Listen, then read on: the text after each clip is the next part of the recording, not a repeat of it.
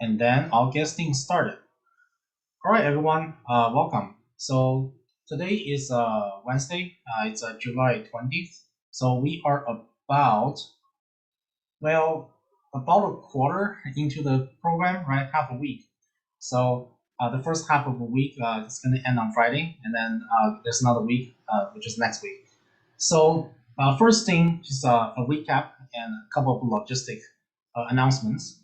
Um, we're gonna have this Friday to be a deadline for you guys to form a team.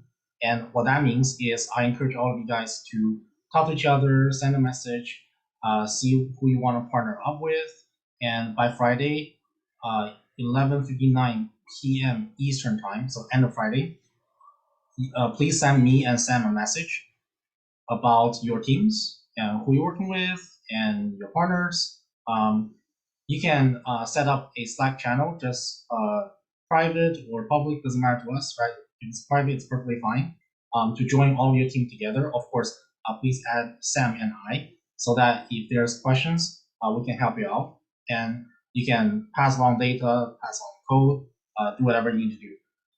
So that's the first thing. I hope that every team will get this ready by Friday, so that weekend, when we start the weekend, I'm going to give you guys a couple of links and resources so that you guys can think about data, think about what you want to do with your project, and so on and so forth. So make sure Friday is the deadline. So today's Wednesday, Friday, that's in 2 days. All right, so that's the first thing. Second thing, I think somebody is asking me a big picture question about what are we doing with data science? Well, that's actually a hard question to answer. The reason that we're doing data science is always because some sort of business decision that need to be made that require the access of data, right? So for me, like I'll do a very a humane question for you guys, a humane example for you guys. I'm gonna run through this question. So all you guys know, I have a YouTube channel, right? And in terms of YouTube channel, you can monetize it, right? Because you can run ads, and if you run ads, then people saw the ads, and that the ads, the time that people watch the advertisement, they will pay the YouTube, and YouTube will pay me, right? So that's how things work. So people ask me, okay, how does data science factor into this? Well, it turned out there's a lot of data science questions just simply by doing all of this. And as a matter of fact, all the major companies, social media companies, they have similar things set up. Like this diagram I'm going to show you guys, and they implement data science teams in the middle of this pipeline so that they know that people will watch their video. Okay, so let me share my screen. Let me walk you guys through a pipeline of, at least in the field of social media, how things work, right? Let me share. Let's see. Can I? Is there a thing that I can share part of my portion of my screen? Okay, there we go. All right, so let me zoom this a little bit smaller so people can see what I'm talking about. Maybe that's slightly better, and I can move this window up here.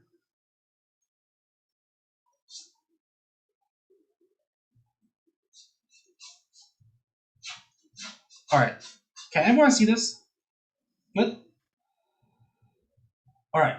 So this is what a social media revenue generation pipeline looks like. And I'm actually doing this myself for my own YouTube channel. So I think this is a great example to have. And I have some firsthand evidence of how this thing works. Good things, bad things, I'll tell you guys all about it. So why are we doing data science, right? We do data science because there are certain decisions that need to be made based on data. But that's kind of like a vague question and vague answer, right? What do you mean by based on data?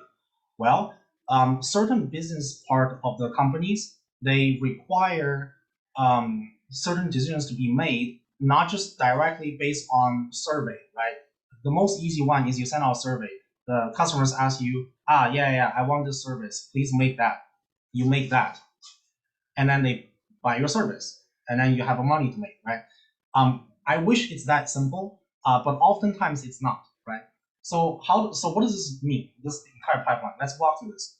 You're gonna start from left-hand side, right? Script. So script means when I create a YouTube video, I have to know what am I doing, right? I'm telling a story, I'm walking through code, I'm writing some tutorial about Python, I'm doing whatever I can, right? I'm telling a story. So there's a script.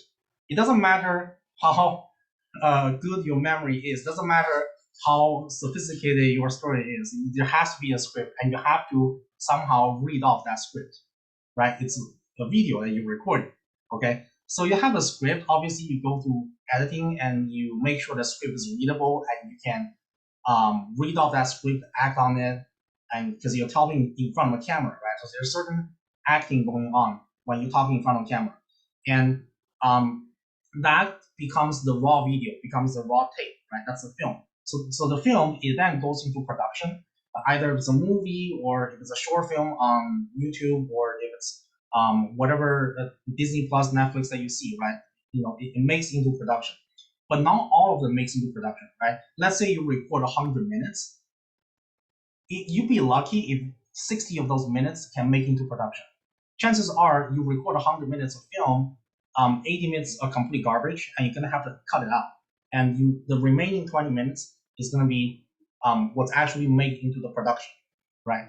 So then this generate the watch hours. So then that 20 minutes of film that end up making to the production, you're gonna have to see if people watch those videos, right? Some of them watch it, some of them don't, right? If it's a Spider-Man trailer that's coming out, right? Obviously, there's gonna be a huge hit. So the second that the video is released, there are millions of people watching it, right? So if there are people watching that, then chances are there's going to be advertisement set before the video that they're trying to sell, whatever product they're trying to sell, that they need to pay for those few seconds of seeing before the actual YouTube video happen, right? So that few seconds, sometimes it's a minute, sometimes 2 minutes, depending on how much they pay, it's going to be the advertising revenue for the creator of your YouTube channel or whatever film production firm that they're making. So this ad is going to be the revenue, right? So once you watch the whatever video that you posted, two things can happen. First is the reviewers, they watch it, they don't like it, done, right? They don't come back. Or the second thing is they like your video, they come back. They want to watch the second Spider-Man movie. They want to watch whatever the next season of whatever TV show that you're watching, right? The chances are some of them come back.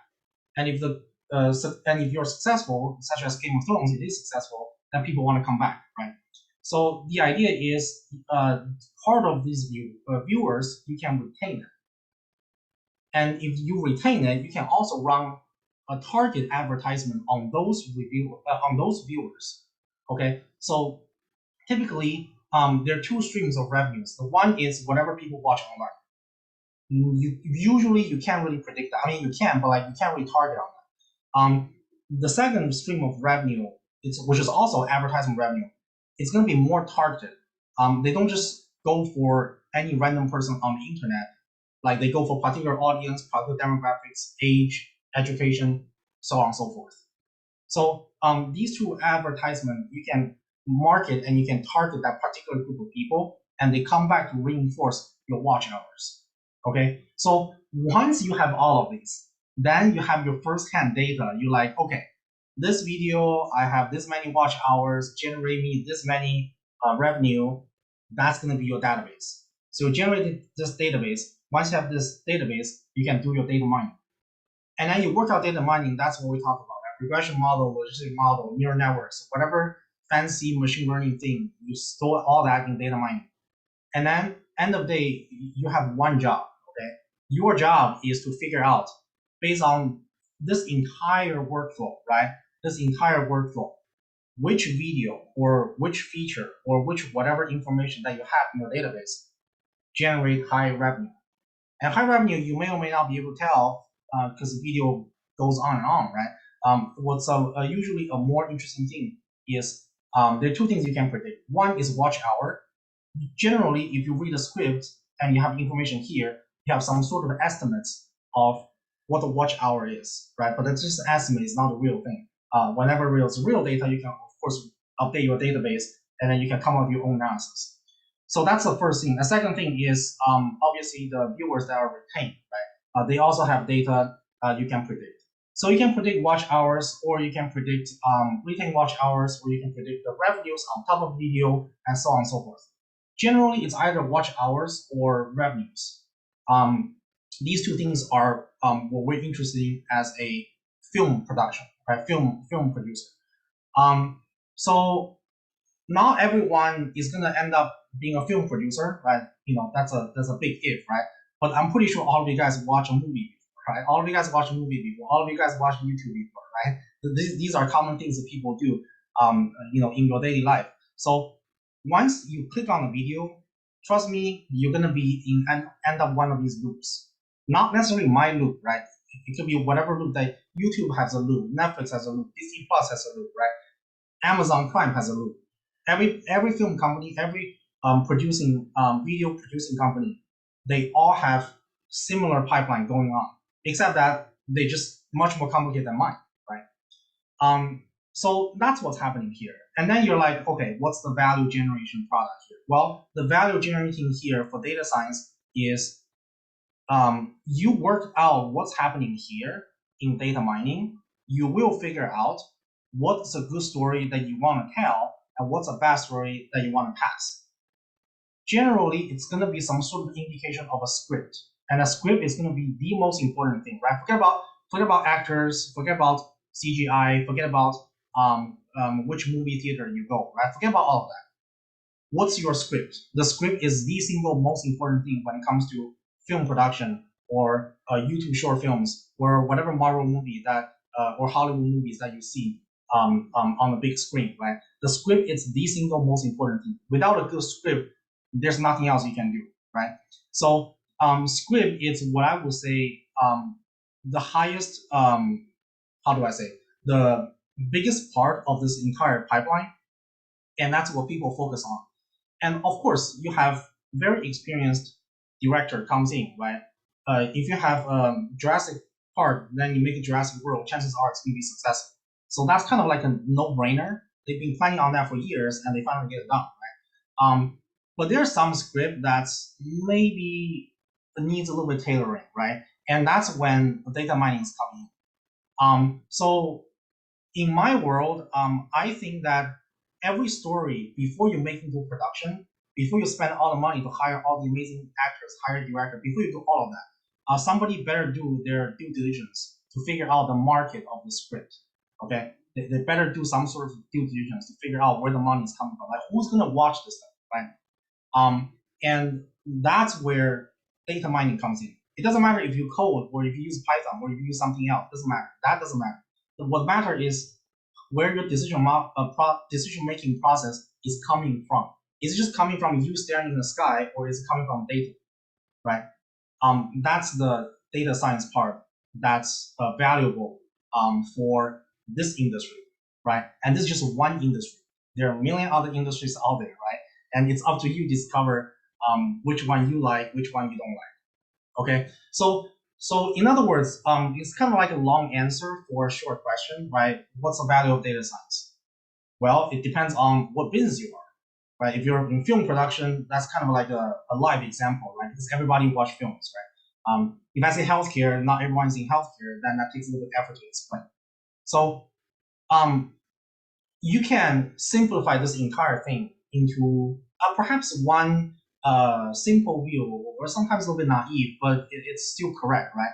The value of data science is make money, right? Plain and simple. If you do a data science project, you can't land on a dollar sign. You're like, okay, I'm spending 10 hours of my life, and I write like 100 lines of Python code, and I did amazing neural network. And then you're like, well, where's the money coming from? I have no idea. Are you saving money? Are you making money? Like, are you saving lives? Like, are you doing something? Like, you gotta be doing something. If you can't land on something concrete, then maybe it's not a valuable project for you to do. Even though you're able to get 100% or 99%, maybe that's not a valuable project. Does that kind of make sense? So somebody asked me a great question. I just thought to show you guys this, not to promote my stuff, but like to show you guys why data science is valuable. Well, it's a tool, right? It's valuable when you deem so. Okay, so you are the judge. and you guys go out there. You guys will be your own judge, and you guys will be determine what's valuable, what's not, right? And usually the answer is either it's generating profit or saving cost. If you can't land on profit or cost, then you better land on how many lives you're saving, or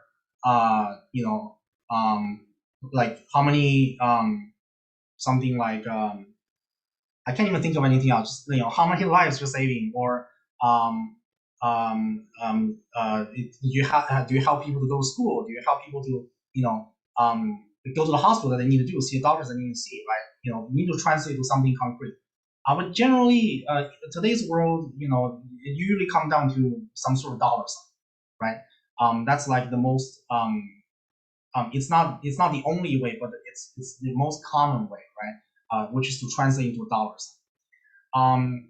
Yeah, so there you go. So that's kind of like a long answer to a short question. Any questions about what I just said? Good. All right, awesome.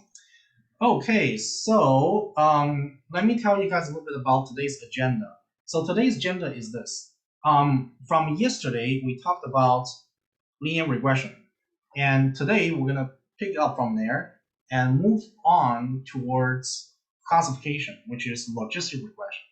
So with that being said, I'm gonna share my screen, and we're gonna start writing something down on my iPad. Just give me 1 sec. Let me share my screen.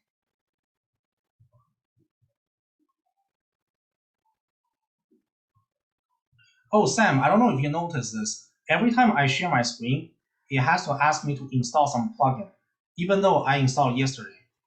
So it might worth our time to figure out why that's. Well, you did that. That's weird. I was when you started sharing yesterday off your iPad.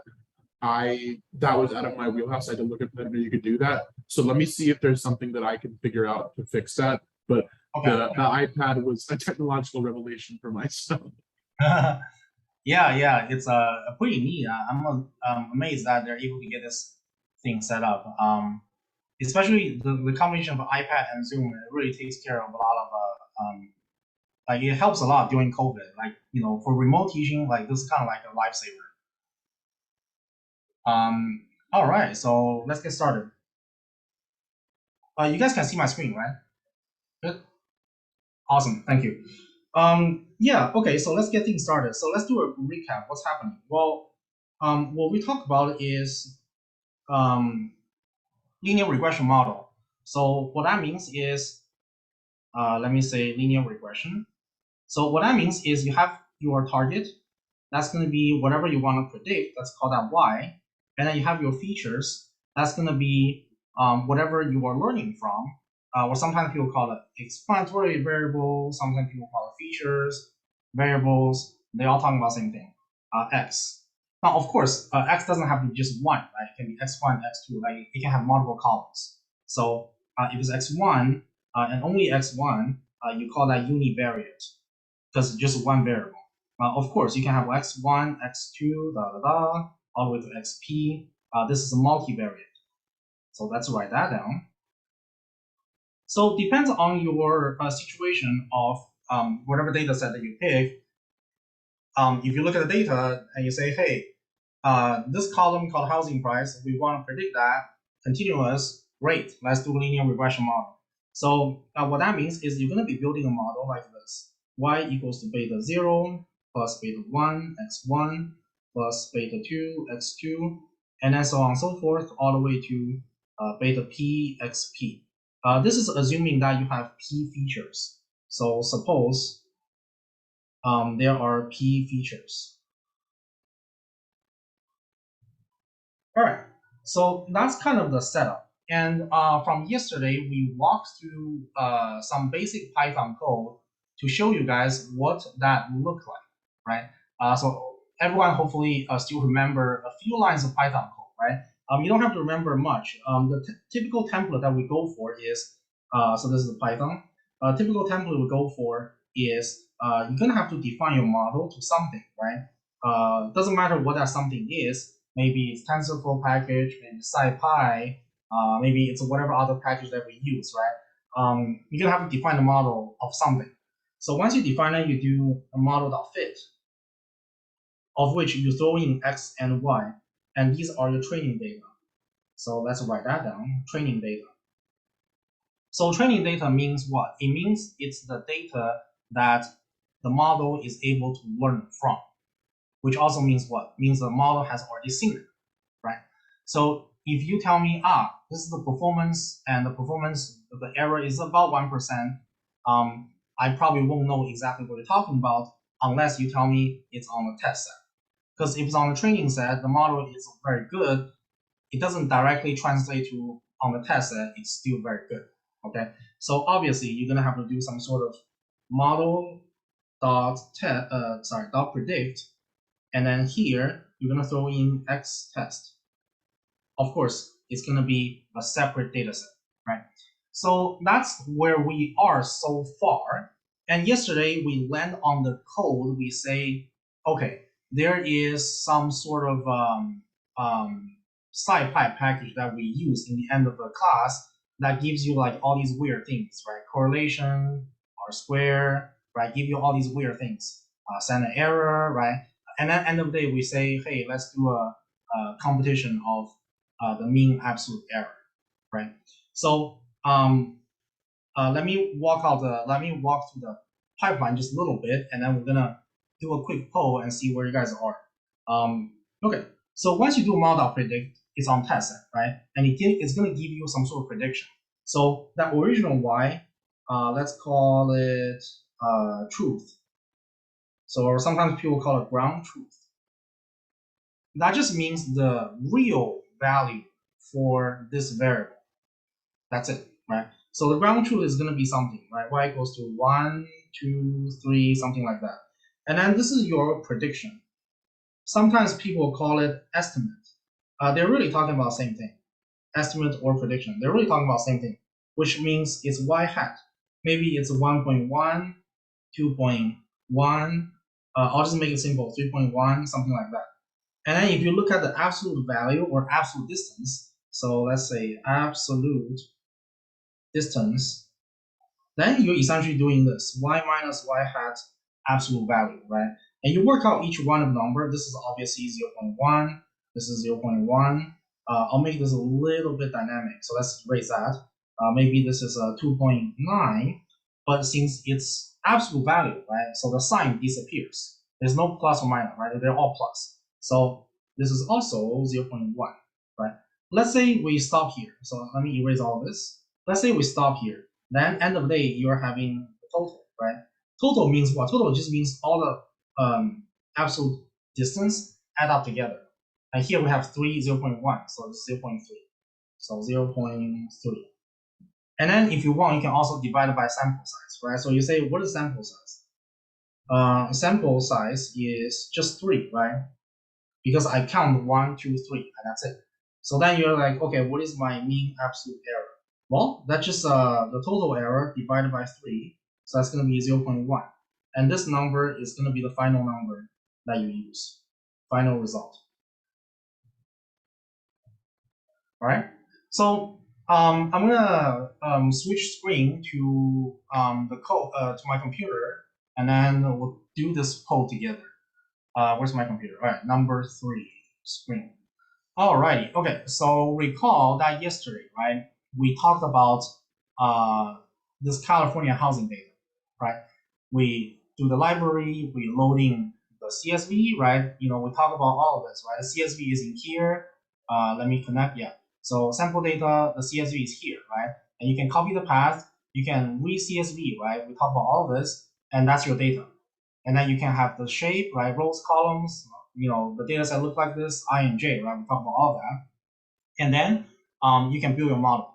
So the template that I showed you guys yesterday was a univariate linear regression model. So what that means is it's going to be a linear regression model with one feature, or sometimes people call it explanatory variable, okay? And this is my choice, right? There's no absolute science or mathematical proof saying median income has to be the best one, right? And even if it is for this data, who knows? You give me a different data, then the story changes. So this is a complete free choice for all of you guys, right? You do whatever you want. If you want this column or this column or this column, you feel free to do so, right? That's the story.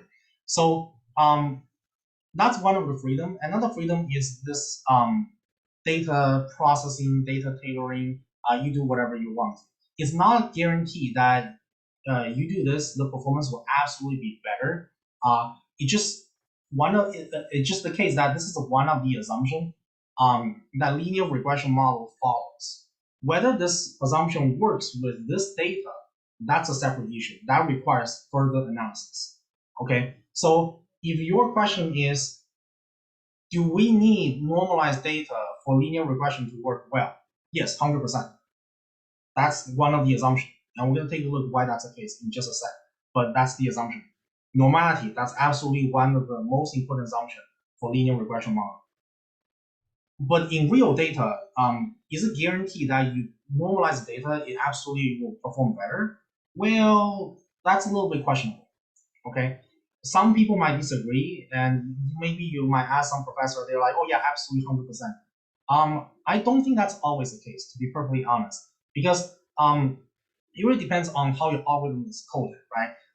The linear regression has its own fixed form, right? We did all that fancy derivative, and we set up the two equation, two unknown, right? And we do the gradient descent, right? We do all of that.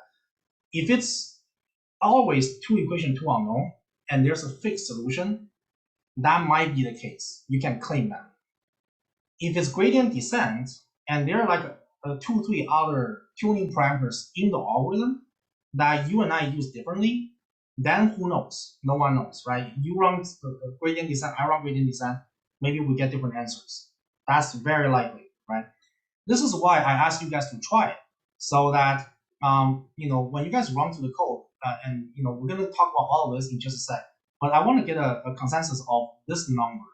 All right. So this is about, well, I'm not using much. I'm only using one variable, right? So I had about 0.55. So I'm gonna send you guys a poll right here, right now, in the link, and I want you guys to fill out the answer of what number did you get. So let's try that. All right, I have a poll written here. What is your MAE for the test set? Okay, really make sure this is test set, not the training set. And then all you gotta do is pick one of these numbers that you get, and then we're gonna take a look at the responses. So we're gonna do this right now. I'm gonna send you the link. When you see the link, just feel free to click on it. Copy, and then I'll give you chat. Alrighty, I'm gonna send this out right now. So whenever you see the link, just click on it and go ahead and select your answer.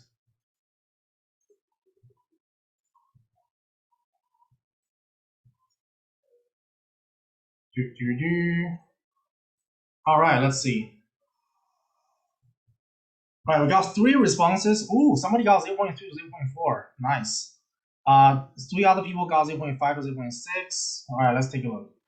So how many people do we have? We have about, what, 10 people or 11 people? Sam, how many students do you have? 11, right? 11 in class, yes. 11 in class. Okay, got it. All right, we have 10, so that's almost everyone. Oh, it's really interesting. So there are 2 people got in between 0.3 and 0.4. One person got in between 0.4 and 0.5, and 7 people got from 0.5 to 0.6. So, well, there are 2 people, right? So why don't we take a look? Who got between 0.3 and 0.4? Raise your hand. Wait, no one get it? Well, then who clicked on this?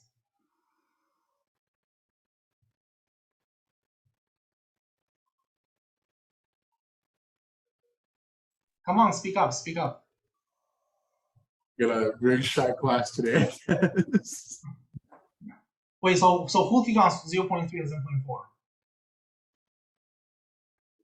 No one? I mean, it must have been 2 of you guys. That's very confusing. I don't know if people are shy or something, but like, just message me. It's nothing. It's nothing. I just wanna. I'm just curious. What do you do to get a better performance? That's all. So yeah, so just message me in private if you feel like you're shy or something, and we'll figure it out. But yeah, whoever click on this, good job. It's not easy to get this result, right? It's a good result. Okay, it's not punishment; it's a good result. So I want, for the two of you guys that select 0.2, 0.4, good job. Okay. All right. So yeah. All right. So let's leave like this. I'm actually happy that somebody got this. Typically, what you're supposed to get is about 0.5 ish. So let me show you the code real fast. Okay. So what's happening is this. There are a couple of things that you can choose, right? We talked about the x. The x is completely up to your choice. So this x train defined here that we used is coming from data processing, is coming from here, which means you only used one feature, right? The median income. So if you want, you can use more than that. And then you can use this function we introduced above here called the linear regression model. Where do you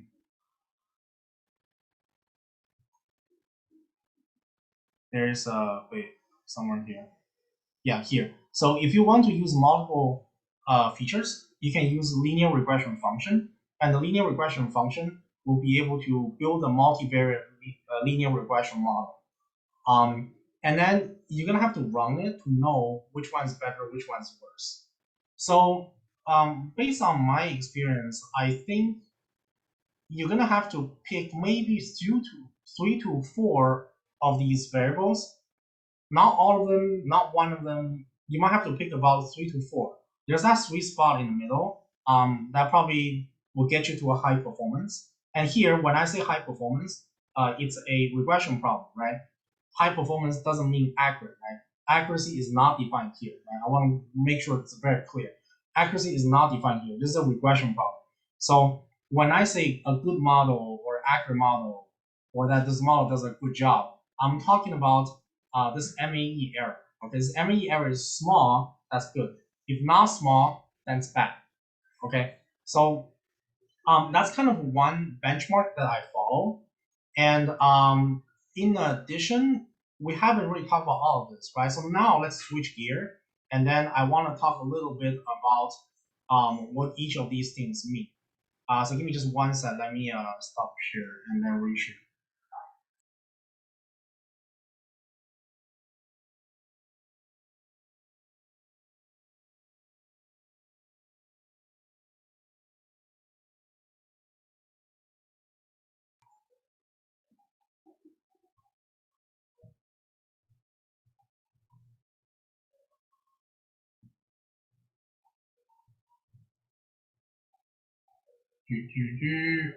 All right, it should be coming. All right, can everyone see my screen?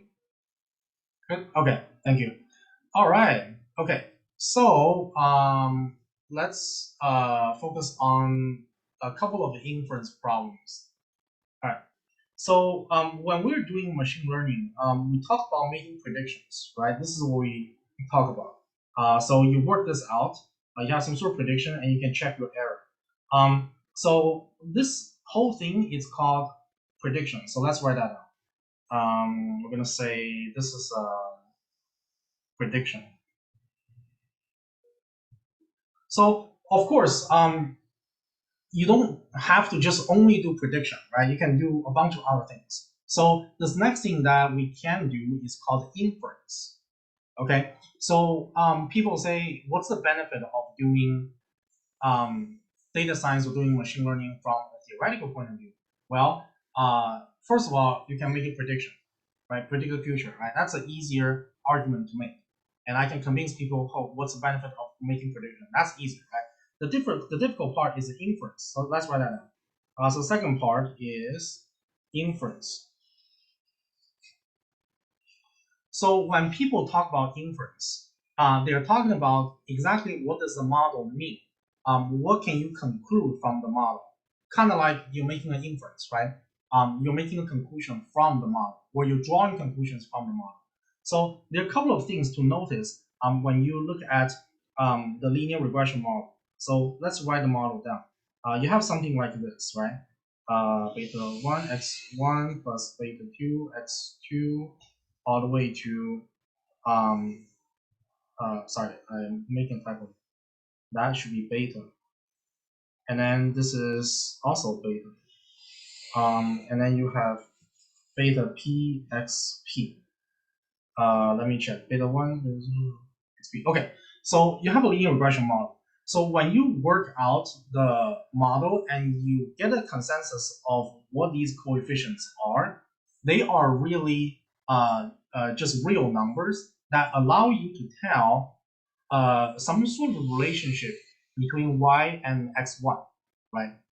So we talk about in a univariate case, the beta 0 is intercept and beta 1 is slope, right? So let's write that down. So in a simple case, you have something like this, and it's a straight line, right? So the beta 0 is this intercept here. This is beta 0. And the beta 1 is really the slope, right? So slope is beta 1. So geometrically, yes, that's what it means. Easy, right? But that's only under univariate case. So how do we interpret this in a generalized case? So what if you have p variables, right? How do you interpret that?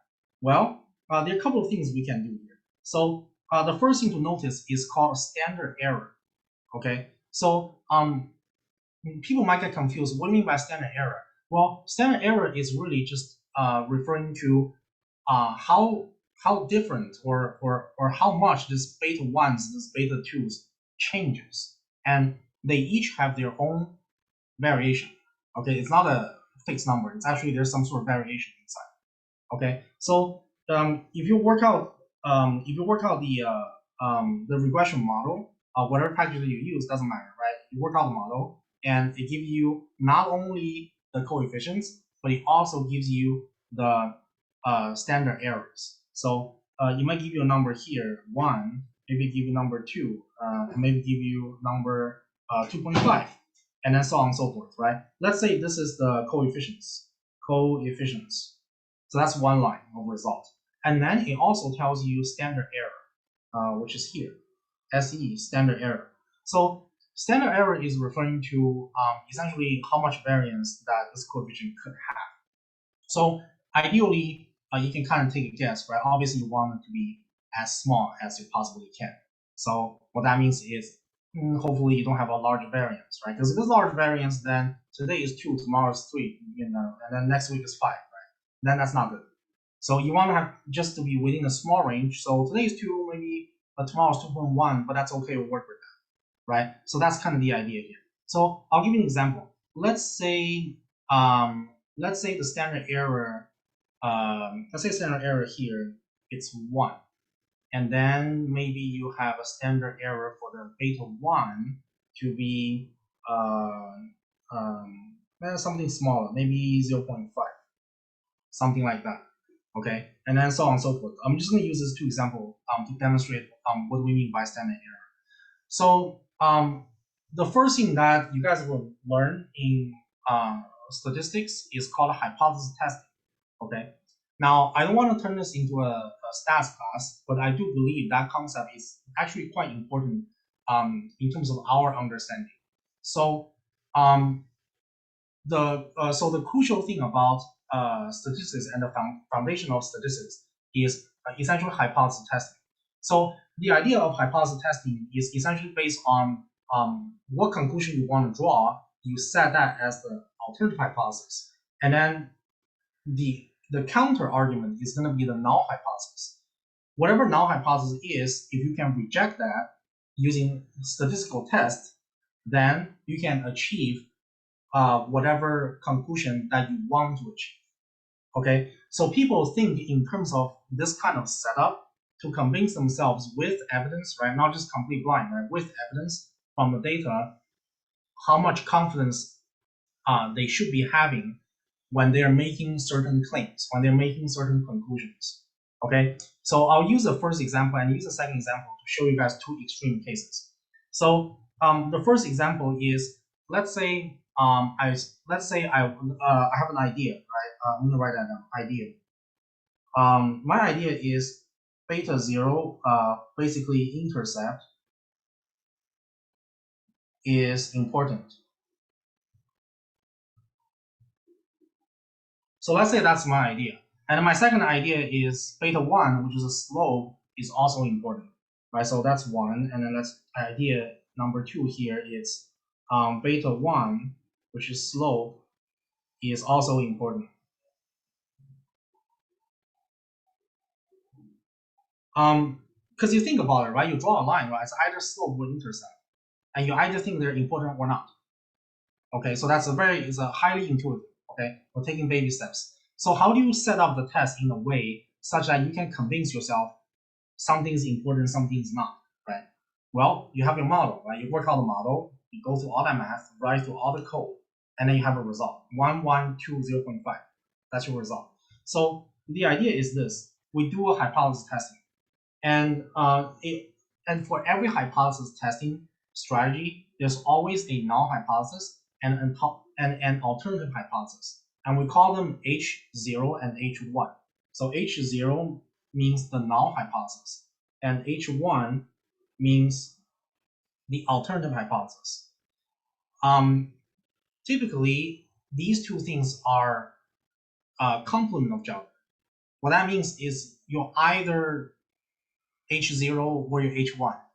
There shouldn't really be a third scenario happen. If there's a third scenario happen, you gotta work out the two-way interaction, and then two-way interaction might be a misleading word, but you gotta work out the two-way amongst each other. So that's gonna make things very complicated. So typically when we say hypothesis testing, and whenever there's a null hypothesis, there's alternate hypothesis, the assumption is they're one or the other. Okay, so there might be some human bias, right? Why is it only one or the other? Why is everything so binary? Well, if it's not binary, then you got to figure out all the other interaction terms, like two-way interaction terms. So that's going to make your life much more complicated. That's why for tutorial purpose, we use two case or a yes or no kind of thing as a demonstration. Okay, so intercept, right? Beta 0. Either is important or is not important. But what do we mean by that, right? Well, if it's important, then this beta 0, you can kind of say doesn't equal to 0, okay? The null hypothesis is the counter argument, right?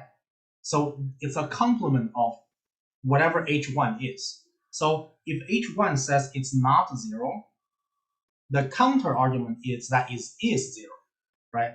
So here you should say that it is 0. So that's how you set up the hypothesis. So it's a little bit counterintuitive, meaning what? Meaning I kind of want this to happen. Like when I'm a data scientist, I look at this data, I kind of want this model to have some sort of interceptor. But what I want doesn't really matter, right? I need to let the data tell me what I want, right? I need to let the data tell me what's right, what's wrong. I can't just say, I want this, and we're going to make this not 0, right? So how do you know that this is not 0? Well, in hypothesis testing, what we're going to do is we always take your estimate. So whatever this number is, this is your estimate. So maybe I should say coefficient hat, just to demonstrate that it's an estimate. So how we do it is you take this 1, which is this number here. So you write that down, 1.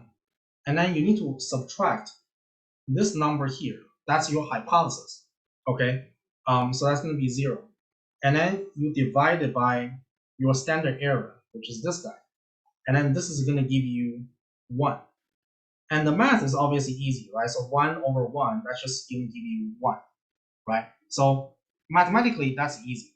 This ratio 1 turned out to be called a test statistic, okay? So let's write that down. This is called a test statistic. And under null hypothesis, this test statistic falls under a normal distribution, okay? If you want to successfully reject your null hypothesis, this test statistics better fall so far away from the norm such that the chance that this data point falls inside the null hypothesis distribution is very, very unlikely. Okay, I'll repeat that again. So what's happening is the following. So this is the reasoning. Under null, which is a normal distribution, your data usually falls under a bell-shaped curve because it's a normal distribution. So it looks like this. So it means what? It means most of the case you fall in here, right? That's what normal means. Most of the time you fall in the middle. There's some case you fall here, some case you fall here, right? So the sign doesn't really matter. You can actually work out two tails. So this is actually a two-tail test. But the point is, if this number is so far ahead outside of that normal distribution, then the chance that it belongs to this distribution is very, very small. Okay.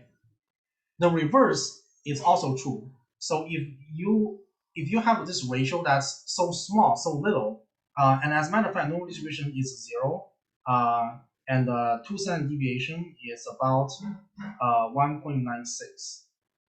So this is minus 2 standard deviation. This is about minus 1.96. So you compare this number with 1.96, and if this number is less than that, then chances are you're not really in a different distribution. So you cannot reject the null hypothesis. Okay, so you only reject null hypothesis when it's somewhere here. Because if your data point is falling somewhere here, that means there's small likelihood that you belong to this distribution. Chances are you belong to something else. Okay, there may be like some sort of other distribution here that you belong to. Right? So that's the idea here. So then you say, okay, let's compare this 1 with 1.96. And it's less than that, right?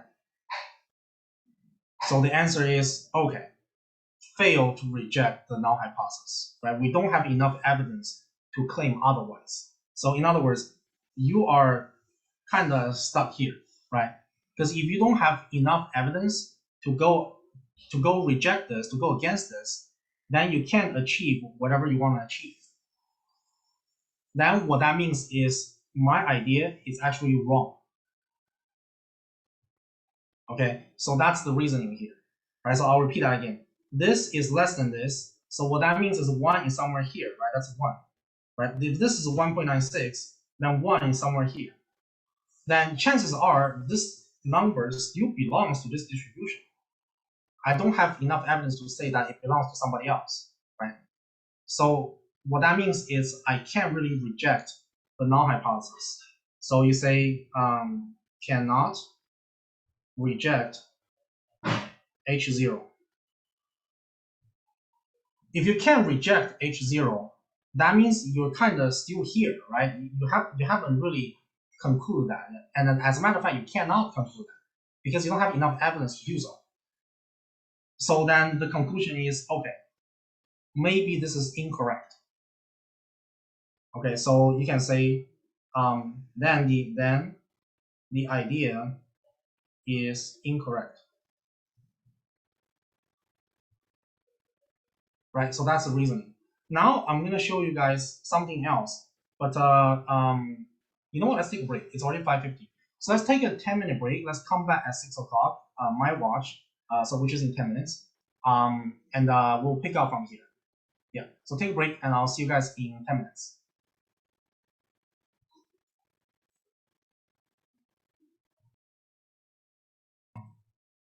All right, it's recorded. Cool.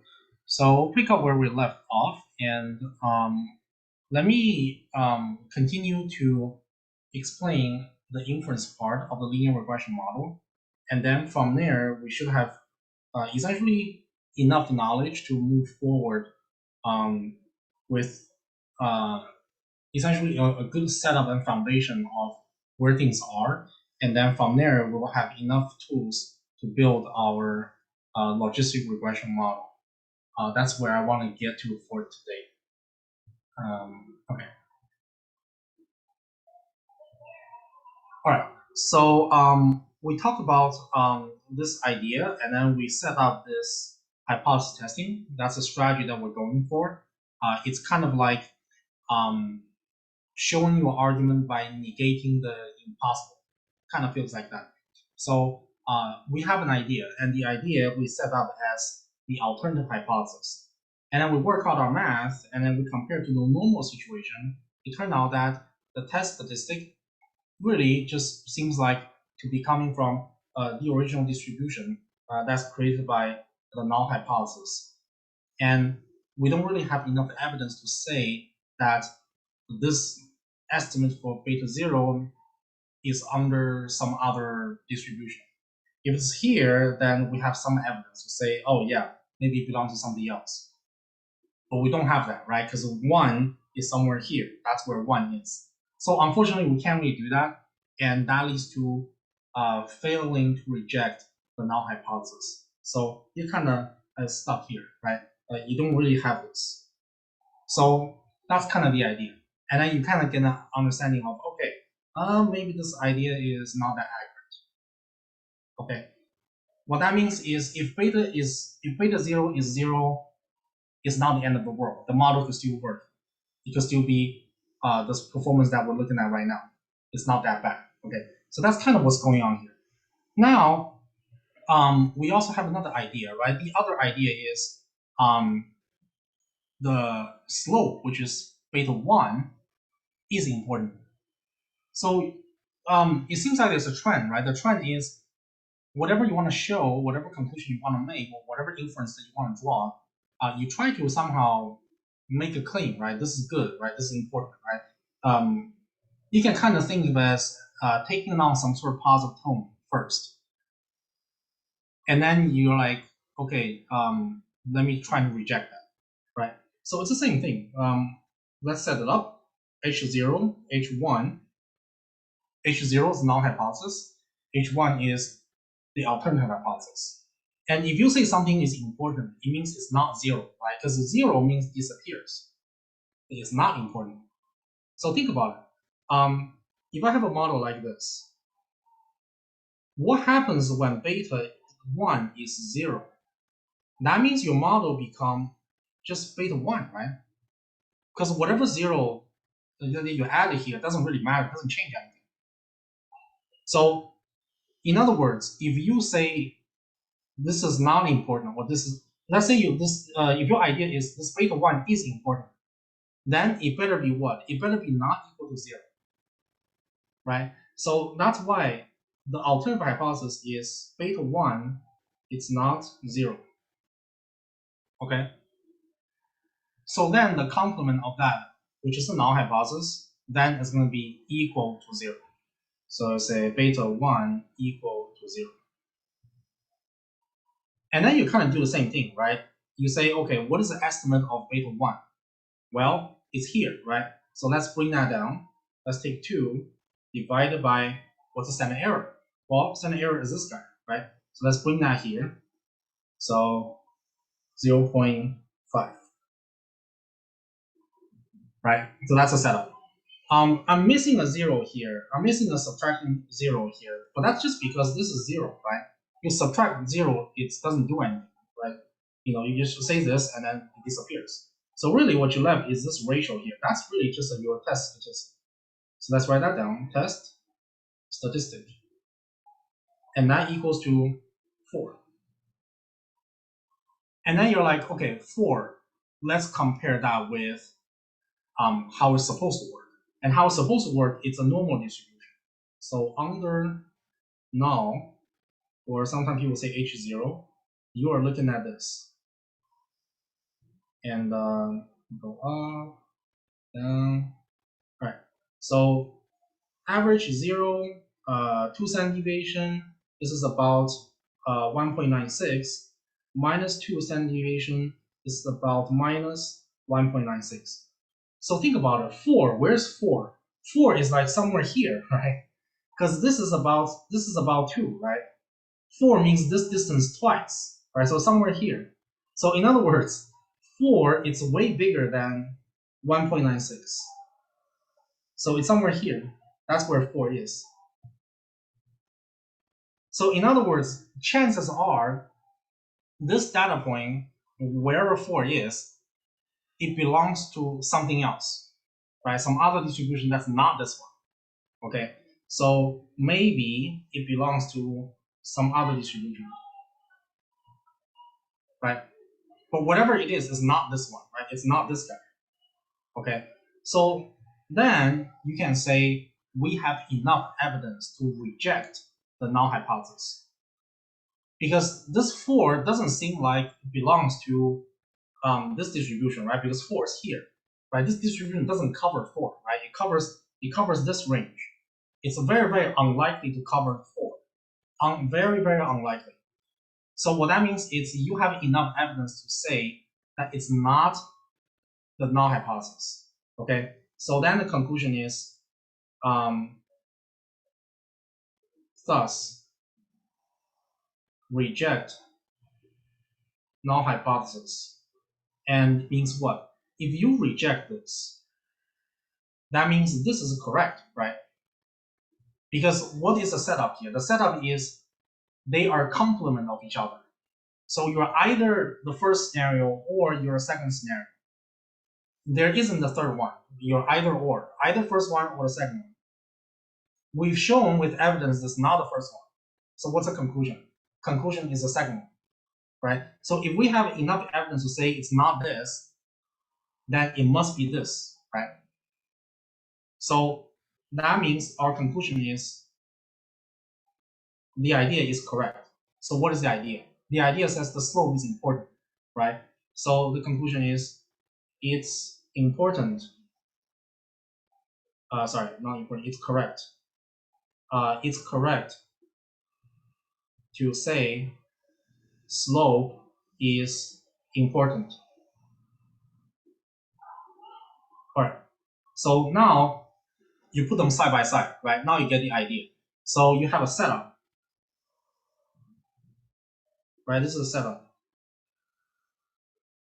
And then you do your math, right? The test statistic, this ratio thing, something divided by something, that's the math. So you have your math.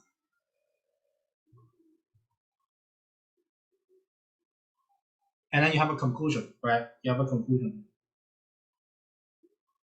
Or here, that's your conclusion. Okay, so basically you have 1, 2, 3. And that's your strategy, okay? So we're taking baby steps, and I'm trying to take it slow. Obviously, A is that I want to explain to you guys, but B, why do we do this, right? The reason we're doing all of this is because we want to get an understanding of how important this feature is. So you guys have gone through the exercise, and then maybe some of you guys use a different feature, use a different column, and maybe the MAE is smaller, right? The error is smaller. Somebody got between 0.5, 0.6, somebody got between 0.4, 0.5, and then 2 people got between like below 0.3 to 0.4, right? So how do you know which one to pick, right? You have like 10, 20 features in a data set, and you know the chances are there's going to be some sort of like weird combination in between that is the best one. So how do you know that, right? One way you can do is to work out this coefficient and the standard error thing. Okay, so this ratio is going to be what's important, and for you to tell, or the correct way is to say for you to make an inference whether you want to keep this feature or not. Okay, so what do I mean by that? Well, you do the math, right? So math, you do that, right? So let's write it down. This is gonna be, let me switch different color. So you work out your test statistic. 1 divided by 1, that's 1, right? 2 divided by 0.5, that's 4, right? And then so on and so forth, right? All of these have numbers, right? And then you work out the numbers. Maybe there's number here, number here, number here, so on and so forth. You work out the rest of it. And then you compare that with 1.96. Why 1.96? 1.96 is the 2 standard deviation cutoff if you are looking at a standard normal distribution, okay? So the threshold is going to be an assumption here, right? So let me write to the right. The assumption is compare to a standard normal distribution.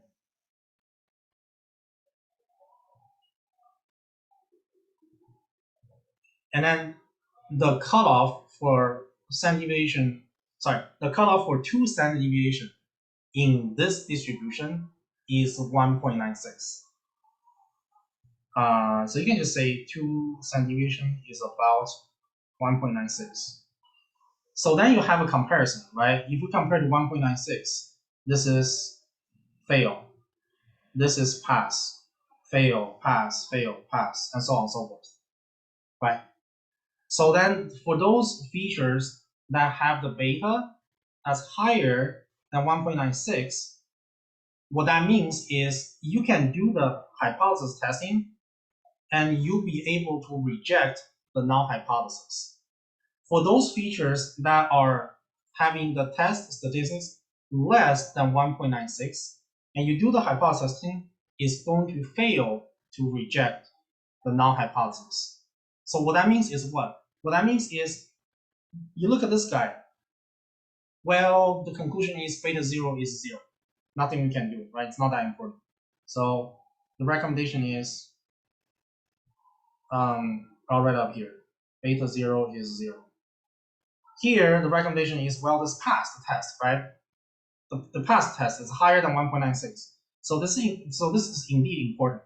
If it's important, then it's the original estimate, right? What is the original estimate? Well, beta 1 is 2.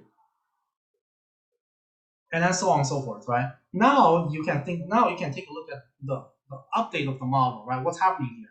This goes away, right? If this is 0, and let me write down. If this is 0, it goes away, right? So now you're going to realize that you just reduce the model to something like this. And then maybe you plus 0, so let's write 0 plus, maybe you plus beta 2x2, maybe plus 0, and then maybe you do beta 3, let's use a different number, beta 5x5, right? So now you get the idea, right? Okay, these are the 3 variables that I should be using in the model, okay? Now you have an argument, right? And it's step by step, it's solid. It's a solid argument. Every step you have an evidence. You know which variable you should drop, which variable you should leave in the data. Okay.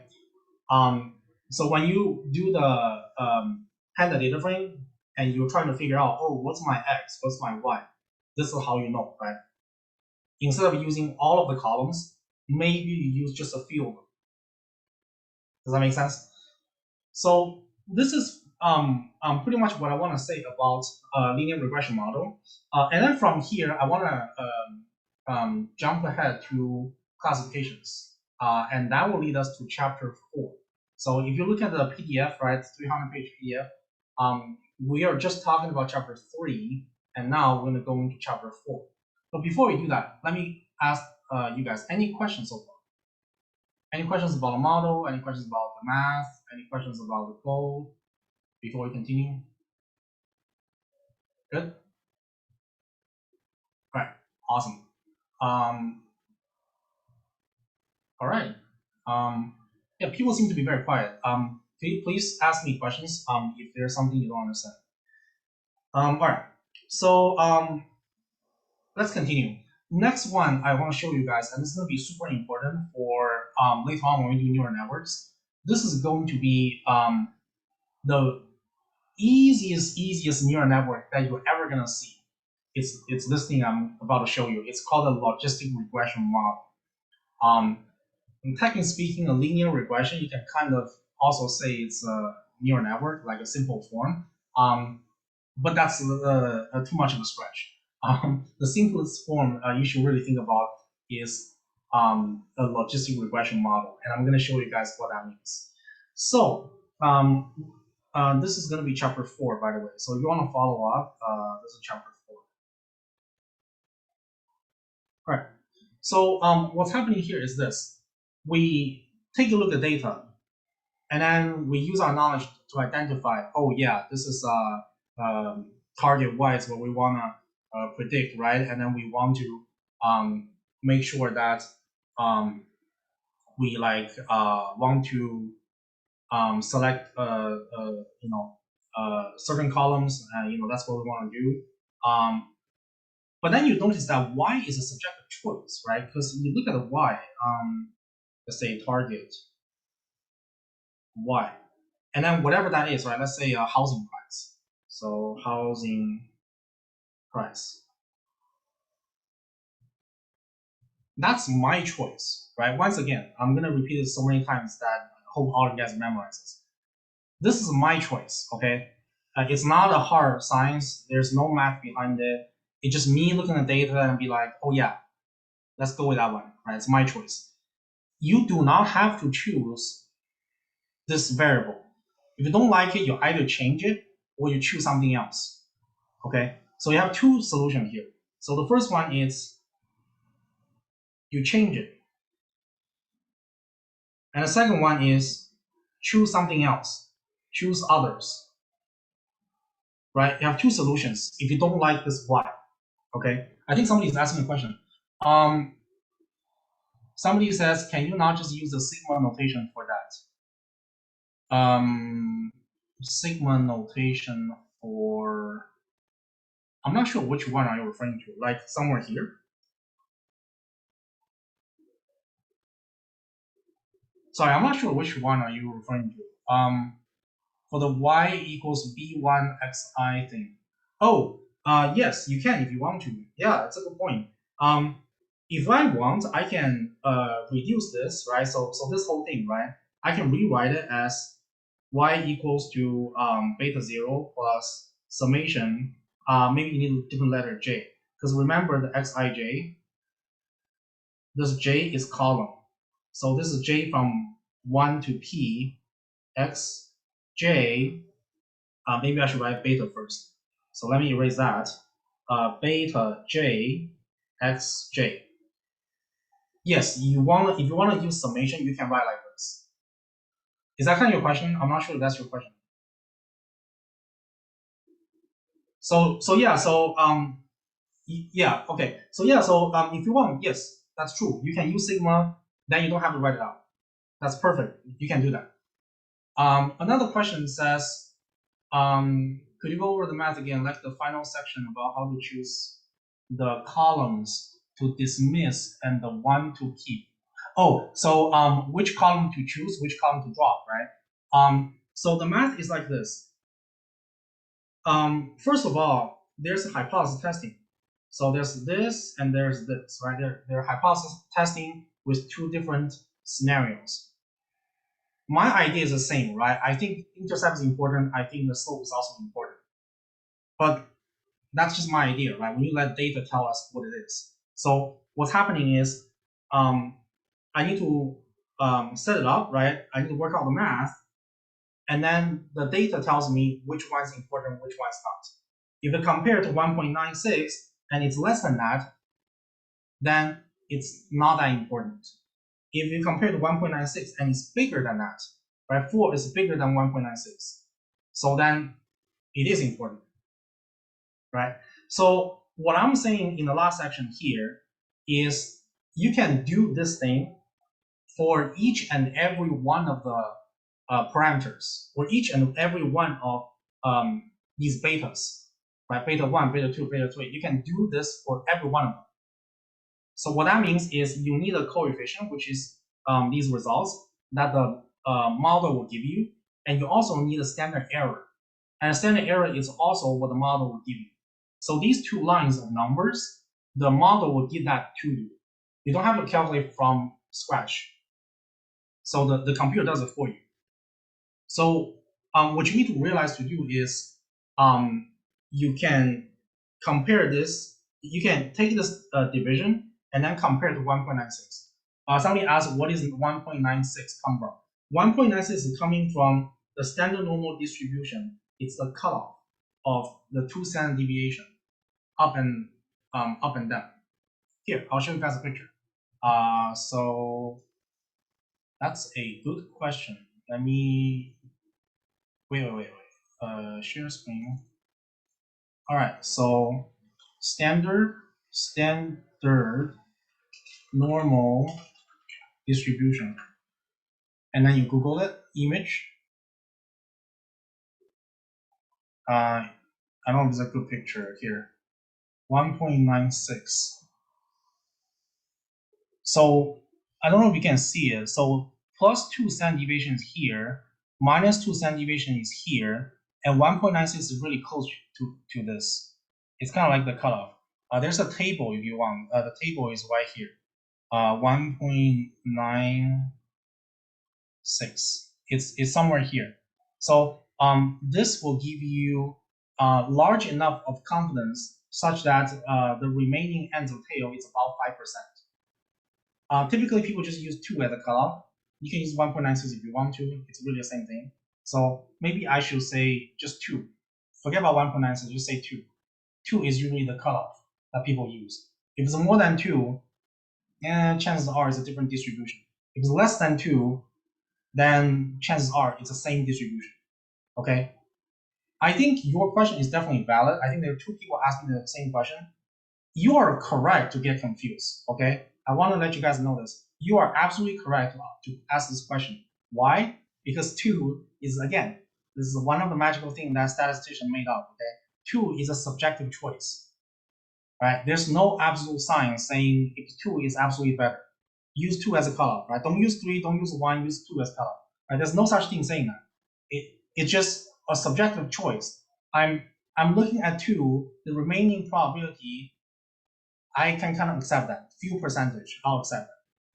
Right? That's kind of what people are communicating with. Does this 2 still work for the next 10 years? Who knows? Right? No one knows. Okay, so it is correct that for those of you who ask where's 2 come from, where's 1.96 come from? So it comes from a subjective choice. There's no science behind it. Okay, there's no magical formula saying you must use 2 to set as a threshold to compare whatever statistic that you come up. There's no such thing. Okay, 2 is just a 2 is simplified down to a percentage. If you are using 2, then chances are the remaining percentage it's somewhat it's about 2 to 2.5%. This blue area it's about 2 to 2.5%. And if you are above 2 standard deviation, your chance of falling inside of this distribution is only 2% or less. Why is 2% less the important cutoff? Not really. There isn't such thing. We use it as a benchmark, and you kind of just go for it, and you're kind of happy with 2%, and that's it. If you're not happy with 2%, then use 1%. Then you're here. Then 3 standard deviation. That's fine. Okay. It's a matter of confidence, and there's no such thing saying 2 is absolutely the best. Okay. So it's so where does it come from? It's a choice. That's where it's come from. Let's go back to iPad. That's a very good question. I want to make sure that everyone is following. All right, so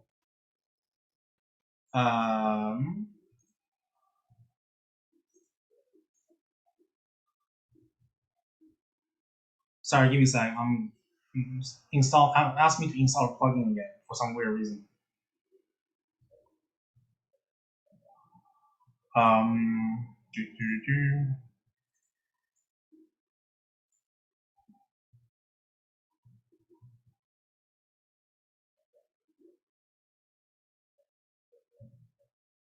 All right, it should be coming up in just a sec.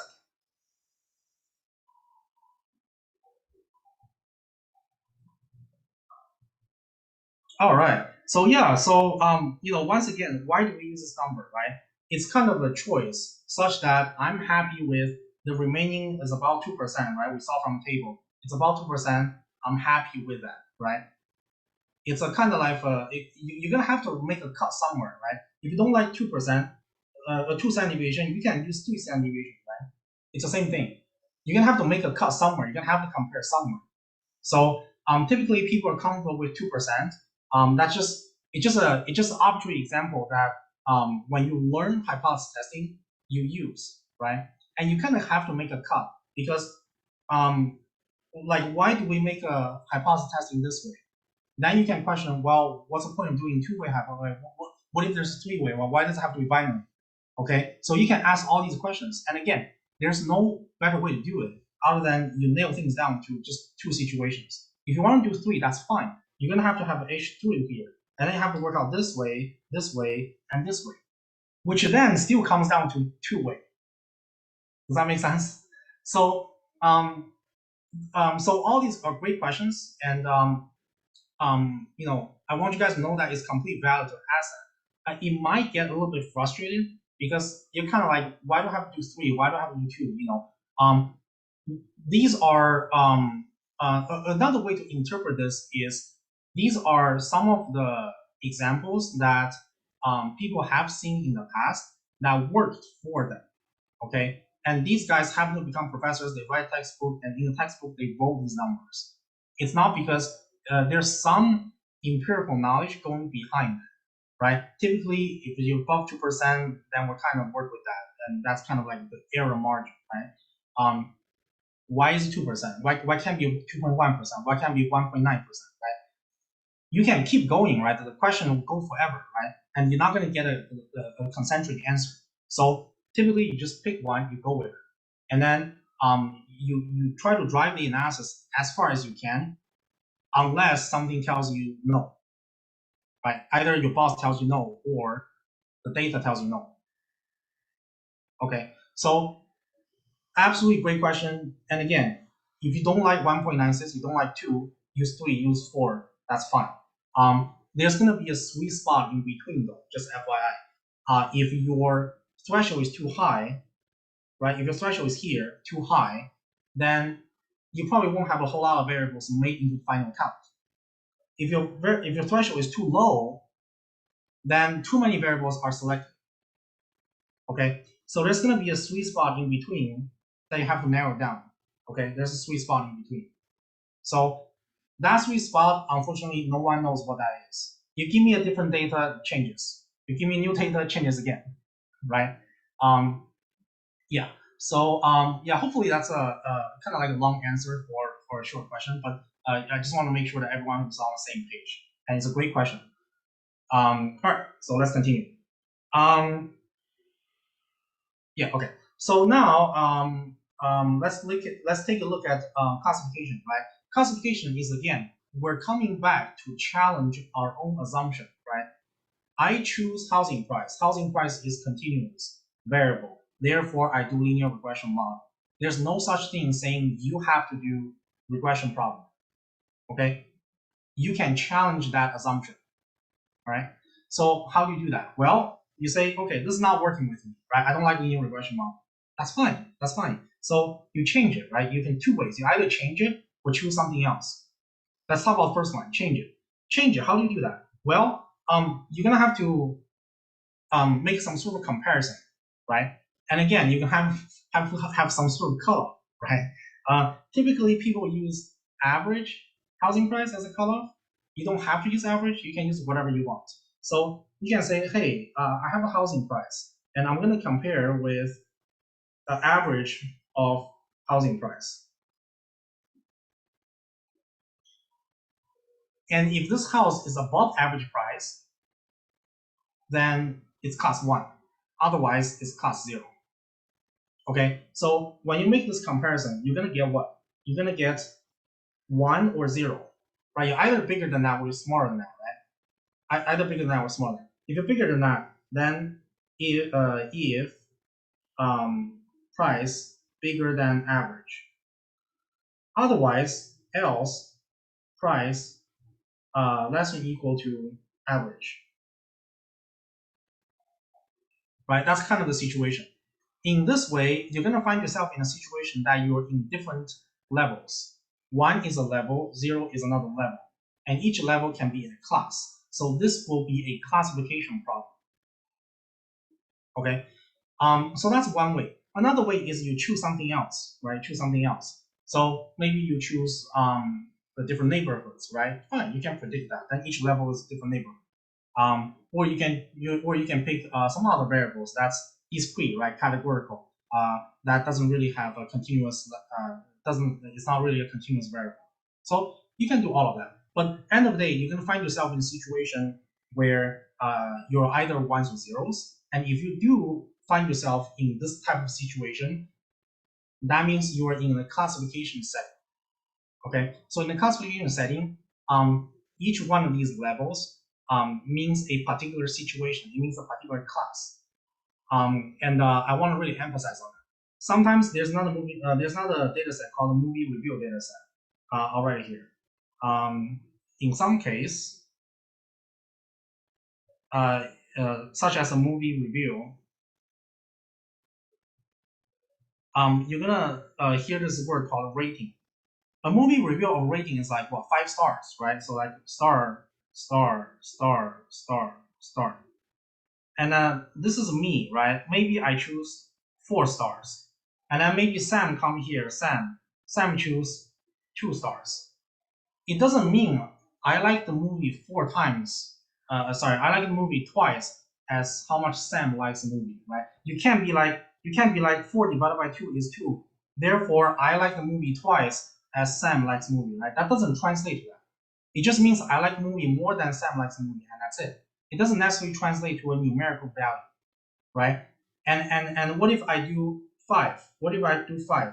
Then you're like, okay, I like the movie 2.5 times than what Sam likes the movie, right? That doesn't mean anything.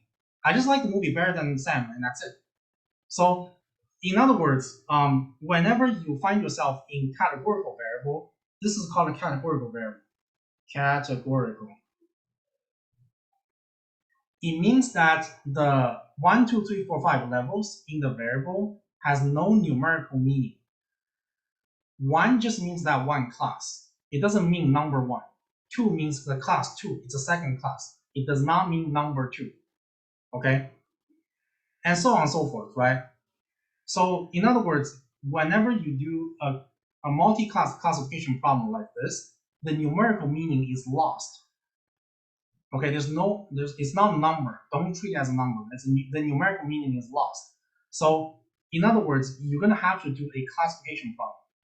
If you do a regression problem, you will not have, you will basically violate the assumption of what this categorical variable is telling you. Okay, so that's one important thing that I want to mention. So with that being said, now you kind of get the idea. What's a classification problem? Well, this is a classification problem, right? You're trying to predict the class. Okay. So with that being said, now we can kind of do a fact check, right? Think about it. If you are in a class, let's say you are either ones or zeros, right? Then what's gonna happen is if you do a linear regression model, let's say you do a linear regression model, you're gonna end up be something like this. But then what's the problem that can happen? Think about it. Your data can either be 1 and 0. There's nothing in between.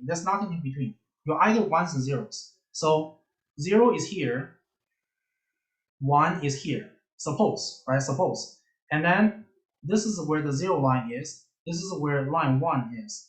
And there's nothing in between, right? Because there's only zeros and ones. So what that means is you're going to find yourself with a bunch of data points like this. And then a bunch of data points like this. Right? And then it's not going to make any sense because, well, what are you going to do with this stuff? Right? And then what if this goes above? Then you're kind of like, okay, I'm out of ideas. Like, what am I supposed to do with this, and what am I supposed to do with this, right? There's nothing, there's absolutely no effort whatsoever that we've done to take care of this problem.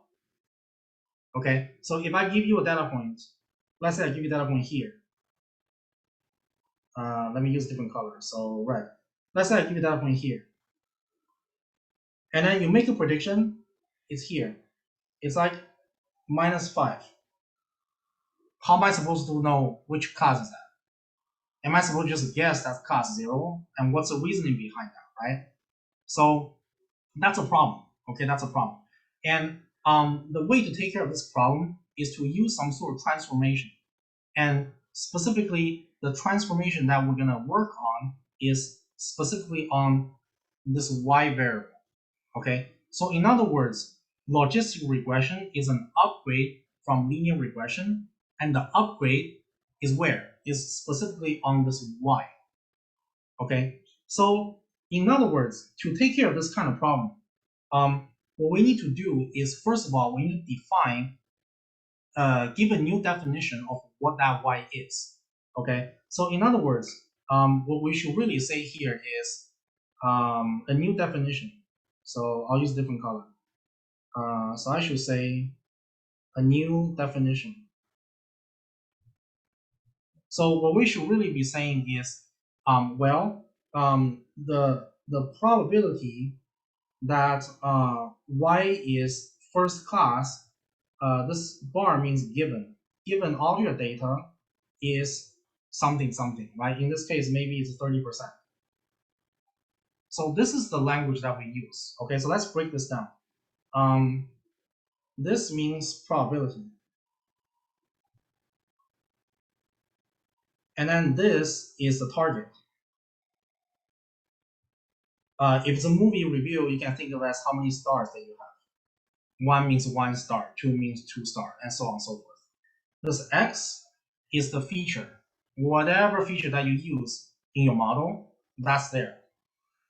And then this bar means given, or means condition on.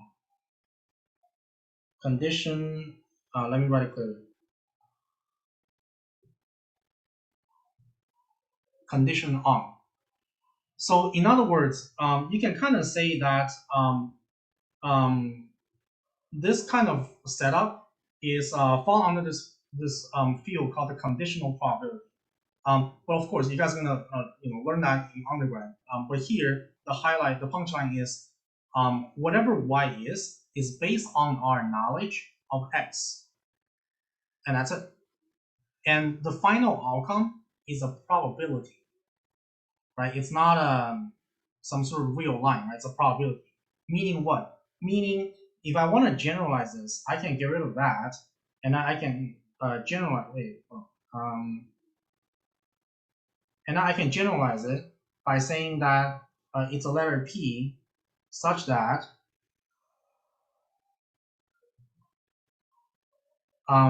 p is in the range of 0 and 1, right? Meaning what? It's a probability, right? 10%, 20%, 50%. But it can be 2, right? There's no such thing as 200%, and there's no such thing as minus 5%. None of those things exist. It has to be inside 0 and 1. So in other words, what we really need is some sort of function to take this predictions and then move it here. And then we need some function to take this and move it here. Right? That's the goal here. Right? But everything in the middle, you can of course smooth it out, right? So when you smooth it out, it becomes something like that. Okay, so we're gonna do that right here, right now, right? So what are we talking about? Well, this definition gives us some new idea, right? It's no longer the original y anymore. Now it's a probability. It's p. P means the probability that this observation is class 1. If you have multiple class, you need to tell me what that class is. Class 2, class 3, class 4, and so on and so forth. But let's just use class 1 as an example. Okay, probability that this thing is class 1, let's call that p, right? Let's use different color, so p. That's what we are at. Based on what this p is, you can also work out this new idea called the odds ratio. Okay, so if p is the probability that this sample is class 1, then the odds ratio is defined as p 1 minus p. This is called odds ratio. Again, assuming that is 2 classes. You have 2 classes. Right, so this assumption is going to be important because the statement of p dictates that you're either in class 1 or you're not in class 1. So once again, we're down to 2 class, right? Binary. If you have 3 class, then you need to take this entire setting and then say class 2 or not class 2, class 3 or not class 3, and so on and so forth. Right now, we're just using class 1 as an example, but this 1 is arbitrary, okay? So now, we talk about probability, we talk about odds ratio. The next thing is called the log of odds, okay? So log odds, which is p over 1 minus p. This is called log. It's either called, you can either call it log of odds, or you can say log odds. It's really the same thing, so log odds. So if you may, you can just Google it. I'll Google it and then I'll draw it for you guys. You can go to Google and say graph y equals to log x. All right, and then it's gonna, let me draw for you guys. So what is that? It's gonna look like this. So what does it look like? Log. Let me make this longer. All right, so it's gonna look like something like this. Right, this is if this is x, this is y, then this is log x, right? Something like this. And obviously this is 1, right? And then down here, obviously you can go to negative infinity, right? That's kind of the idea. Let me get rid of this. I don't know what that is. All right. So that's what the function looks like, right? And it kind of if your x is too small to almost 0, then you go to negative infinity, right? And then you go above, then you kind of go very, very close to 1, right? And then you don't go above that. So that's kind of what's going on here. Now, with that being said, we can work out the math of how to translate this and how to define a linear regression model using this. And since this is log of odds, right? Or this is also called or you can say log of odds or odds ratio. But in the end, we're gonna translate this into another function called a logit function, and that's where things get interesting. That's why this model is called the logistic regression model. Okay, so bear with me. Let me derive it for you guys. So how things work is this. There's a setup. So there's a setup. And then the setup is to set log of p over 1 minus p equal to the regression model. Let's just use one variable. So beta 0 plus beta 1 x1. Right? So that's it. So now we want to manipulate this equation a little bit, right? So that we can kind of make everything on the left hand side to be just p, right? Or just y, or something that's univariate, right? I don't want to read this like log ratio or whatever, right? It's too complicated. And then everything on the right, I don't care, right? Whatever moves to right, moves to right, right? So let's try that. The first thing to do is what? This log is a problem, right? We want to get rid of that. So how do we get rid of log? We take exponential on both sides. Okay, so what that means is you can say take exponential on both sides. All right, then what that means is you can take exponential log p1 minus p, and you have exponential beta 0 plus beta 1 x1. Does that make sense? If you have questions, let me know if you have questions. I think somebody asked, is there a 1 before the given or condition on? Are you referring to this one? Yes, there is. There is a 1. So this is saying that the class is class 1. So this 1 is referring to green color, right? This is referring to class 1. Make sense? Yeah, that's a good question. Just to clarify. All right. So let's continue. we take exponential on both sides, right? And the goal is simple. The goal is to kill off these guys here. Okay. Now, once you kill it off, you're gonna realize that you have what? P1 minus P equals to exponential beta 0 plus beta 1 x1. Now, you're gonna move this 1 minus P to the right hand side, right? Because if you have A divided by B equals to C, this gives you what? A equals to B times C, right? So hopefully this is very straightforward. So then what you do is you take this to right hand side, right? So let's try that. Once you do that, you're gonna have what? You're gonna have P equals to 1 minus P exponential beta 0 plus beta 1 x1, okay? And then that expands to be what? You have what? Factor this out. So you're gonna have exponential beta 0 plus beta 1 x1 minus P exponential beta 0 plus beta 1 x1. And then you realize, okay, I have a P here, I have a P here. I don't like that, right? I want all the P to be one side and all the X to be the other side, right? So then what you're going to do is you're going to move this to the left-hand side. So what that means is you're going to have a P here, that stays the same, but then you're going to also have a P exponential beta 0 plus beta 1 x1 plus.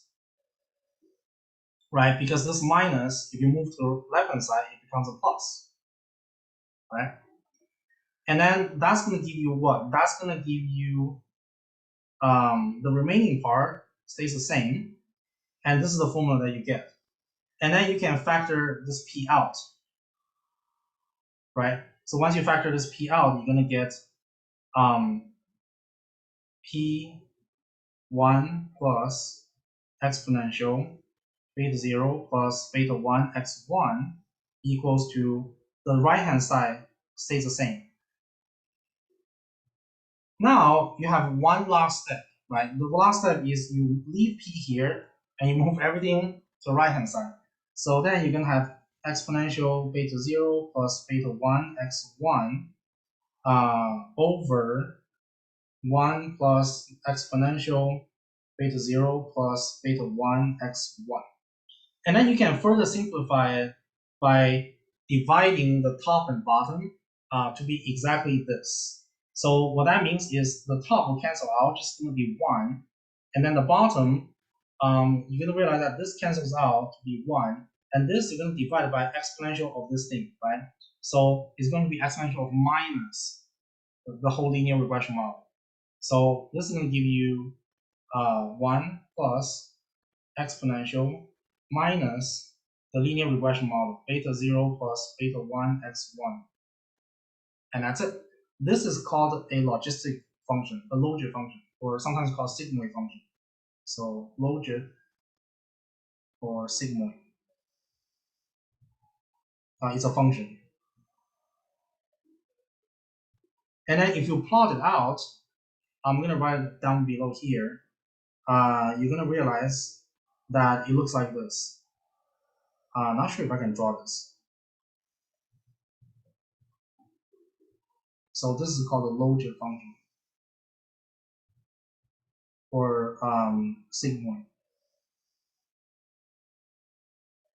And the benefit of sigmoid is it always is capped between the range of 0 and 1.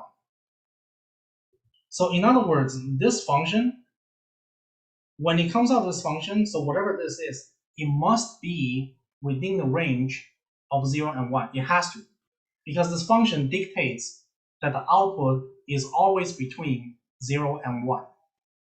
Which also means what? Which also means it gives us a probability. Okay? So in other words, we've gone through all that work just to show you guys that linear regression can be upgraded to logistic regression. And how do you update that? Well, you need to challenge your assumption of what that y target is. If you don't like this y target, that's fine, right? That's fine. You change it. but when you change it, you need to follow certain rules, right? You can't just change whatever, right? So this is one of the rules that people use. And so actually one of the famous ones is very popular, and the reason is it works. Okay, it's not the only way that it works. It's the famous one that it works. Okay, so this way we are able to connect linear regression with logistic regression, and then on top of that, you're able to go from a linear line, which is something purely geometric, to probability theory, right? Because we are working with probability, and you can't go 200%, and you can't go minus 7%, right? That doesn't exist. It has to be between 0 and 1. So this way, it dictates that all of the output is in between 0 and 1. All right, that's pretty technical and pretty tedious, but I think it's good for you guys to have. And then on top of that, we're gonna take a quick break. Right now I'm looking at my clock, 6:54. Let's come back at 7:05, so 10 minutes break. And then we're gonna look at Python code. All right, so take a break. I'll see you guys in 10.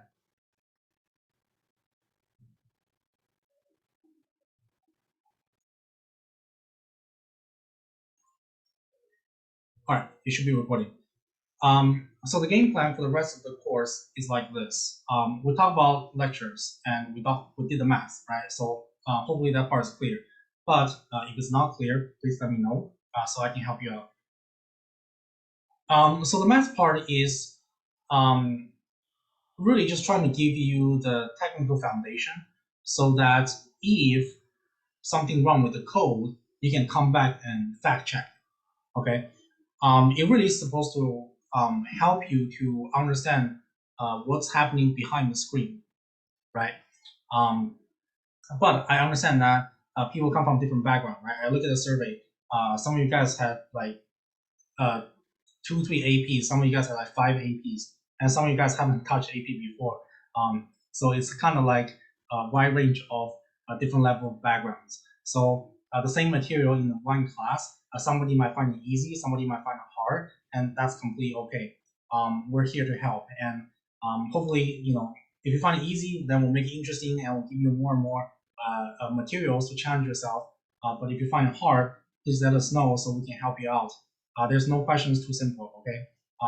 If there's anything that's confusing or maybe I missed something, right? Please let me know.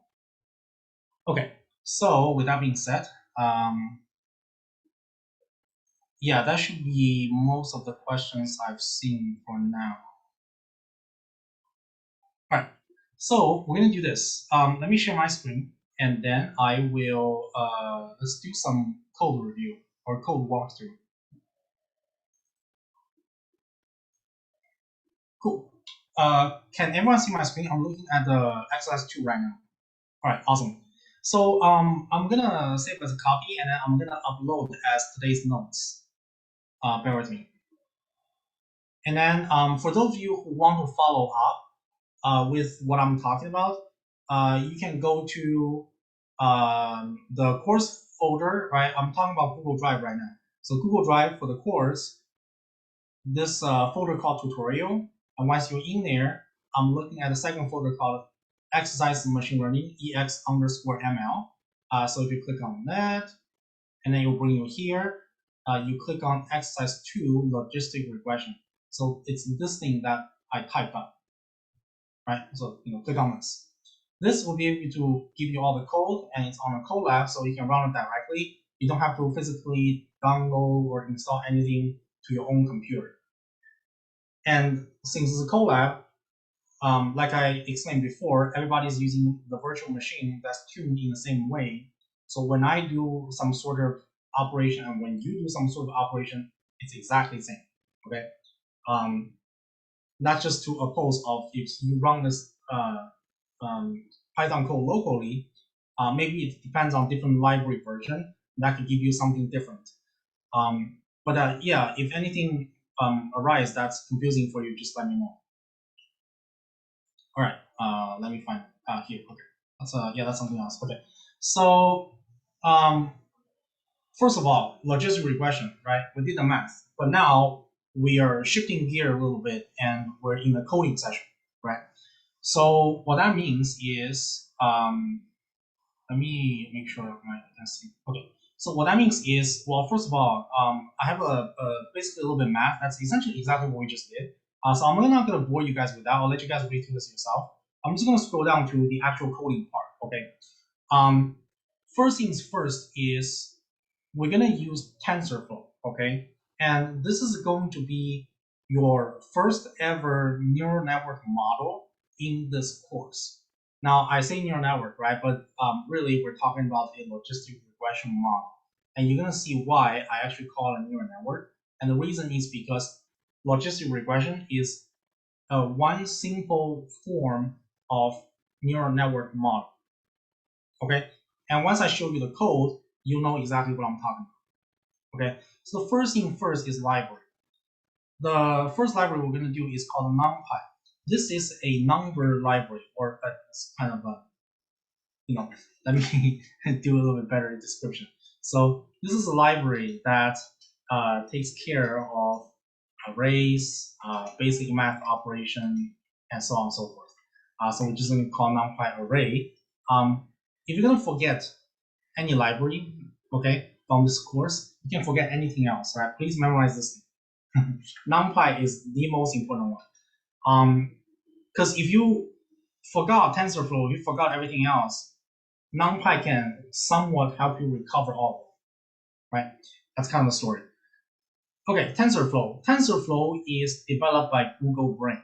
Okay, let me show you guys. TensorFlow Wikipedia. Here. TensorFlow is free open source software for machine learning and artificial intelligence. It's developed by Google Brain in, I actually don't know when. The initial release is via Epoch, is 2015. Okay, so this is actually fairly new, right? It's only been there since 2015. 2015, I finished my undergrad 2014. So 2015, I was on Wall Street. I was a trader. So I actually didn't know anything about neural network and artificial intelligence. Pretty much after, like, I think 2016 is when I first get involved with actual machine learning. I've only been in the field for like a couple of years myself as well. So it's a complete brand new thing. And this package is super, super, super well documented right now because it has a couple of years of development. So you can kind of take it for granted that any neural network architecture that you want to do, chances are TensorFlow can help you get there. Okay. Another thing I want to show you guys is called the PyTorch. Let's do a Wikipedia. Boom, the first one. So PyTorch, again, open source, machine learning, blah, blah, blah, that's all the same, right? The only thing different is developed by Facebook. It's called Meta now, it's not called Facebook, but it's developed by Facebook. So I haven't really seen a whole lot of difference between these two libraries. I can do a 3-layer neural network in PyTorch as well as in TensorFlow, no problem. You only need to know one. You should be able to know both of them. Okay. It's kind of, how do I explain this? It's kind of like if you speak Spanish, chances are you can understand Portuguese a little bit, like kind of like that. So maybe even less difference than that. Like if you understand, like if you speak American English, you can understand British English, right? It kind of feels like that. It's very, very similar. Like those two programming languages are very, very similar. What I would want to point out is PyTorch is probably a little bit more basic than TensorFlow. TensorFlow, one line of code can take care of a lot of things. PyTorch, you're gonna have to like hold the hand and babysit a little bit. So if I do the same model in TensorFlow with 5 lines of code, I bring it to PyTorch, maybe it takes like 8 lines of code or 9 lines of code, something like that. Not a whole lot of changes, but there's going to be a little bit of babysitting. Simply because the building blocks in TensorFlow, it's much more complete than PyTorch. Now, when I say complete, people think it's a good thing, right? not necessarily. It depends on what you do. If you're building large-scale modeling and you don't really care about the building blocks in particular, then the recommendation is you use TensorFlow. Okay, so you use TensorFlow. If your building block is very, very trivial and every single step you need to monitor it and you need to tune it and train it, and who knows, maybe in the future you need to come back and re-update it, right? Then the recommendation is to go to PyTorch. Like at my work, I'm having some issues with PyTorch simply because somebody else coded PyTorch and I coded PyTorch. Like the models, they don't talk to each other. And PyTorch has so many different upgrades. Every year come up with a new upgrade, and they're all different. And the arguments, some of them are there, some of them are hidden, some of them are taken out. Who knows, right? There are lots of that stuff happening. For TensorFlow, it's unlikely that happens too often. It will still happen once in a while, but it's unlikely how it happens as often as PyTorch. Okay. If I had to take a guess, everything else every other factor is the same, right? Same money, same investment, same development team, right? If everybody else is the same, every other factor is the same. My money is on TensorFlow, so my money is here. Just simply because I trust Google Brain and I trust their quality, I trust their development team, and I know they got a tag, I know they got a service. So if I had to take a guess, I'll probably bet my money on TensorFlow. But as of right now, in terms of what we're doing right now, if we're just talking about 3-layer neural networks, it's kind of same. It doesn't really strike me as a big difference. All right, so that's enough of a background talk for these two libraries. What we're going to use is TensorFlow. So that's why it's here, right? So this is by Google Brain. All right, the next thing is Matplotlib. This is actually from MATLAB. I don't know if you guys heard of MATLAB. So MATLAB is another programming application, or technically speaking, it's programming language. But of course, if you are engineering people, chances are you've heard of MATLAB, and that's what you use. So all that plots, motivations, robotics, all that stuff is taken care of by MATLAB. So the plot is actually basically means that you're taking the same format from MATLAB, and that's really it. So those are 3 libraries that we're going to use. Obviously, we run that. If you see a green check mark, that means you're correct. Like there's nothing wrong with this. If you had a typo, right? Let's say I have a typo, right? I have a typo here. Obviously, something's wrong. It's gonna say modules not found, right? No modules named this, right? You can't find it, right? So obviously, no typo. So with that being said, that's your library. Now let's take a look at the data. What we're gonna do is to call this library called Keras. Keras is a API under TensorFlow. Okay, so what is API? Let me show you guys. API meaning it's an application programming interface. Okay, that's what API stands for. In plain English, it just means that it's a library or it's a module or it's a package, right? It's some sort of source that you can load up, and it's functions that you can use. That's it. It's as simple as that.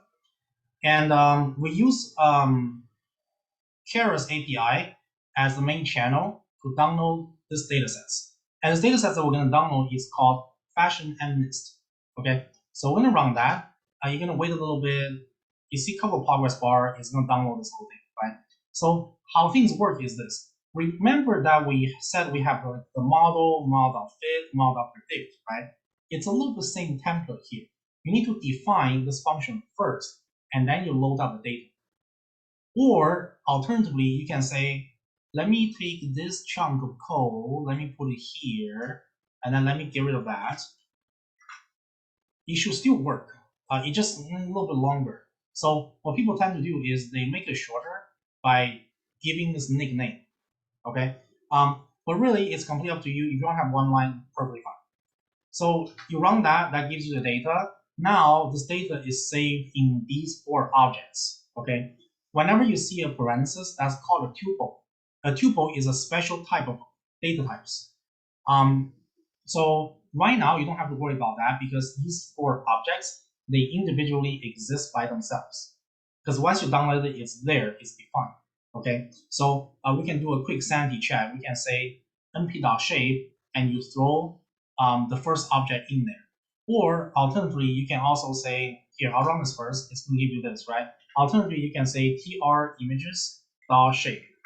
It's going to give you a dimension. And then if you want to print out all of them together, you can say tr_labels.shape, t_images.shape, and t_labels.shape. It will give you all the dimensions for these 4 objects. So now let's talk about this a little bit, right? 28, 28, what does that mean? This means there's width and columns. So the 3 numbers for the dimension of TR images are sample size, that's the first number, width of the picture, that's the second number, that's the first 28, and then the height of the picture, right? 28, 28, that's the height of the picture. So basically, in other words, what do we mean, right? It's 28 squared, right? So that gives you 784. So in other words, each picture has 784 pixels. That's what it means. So we can kind of say something like this. Each picture has, you need to make it into a string. So 28 by 28. This number of pixels. So that's kind of what's happening here. And then once you understand this, then we can plot out by using this function here. So the first function is figure size. We kind of explained this a little bit in the first class, but let me do a recap. So the first function is the figure size. It just means how big you want this picture to be. And then the quick way is we have a for loop. We loop through the first 25 pictures. Now notice that in Python, the first number is included, the last number is excluded, right? So if I do a for loop of I from, the first range of, let's say, 5, right? And I print out I. This is not going to give me 5, okay? This is going to give me 0, 1, 2, 3, 4. And that's it. It's going to stop there, right? So the beginning is included. In the end, the 5 is excluded, okay? So because Python do things this way, that's why when you do the subplot, you need to do I+1, because this is which plot it is, and there's no zeros plot, okay? It has to start with the first plot. That's why you do I+1. Then you give you 1, 2, 3, 4, 5, okay? So this first 5 and the second 5 means a grid of 5 rows and 5 columns.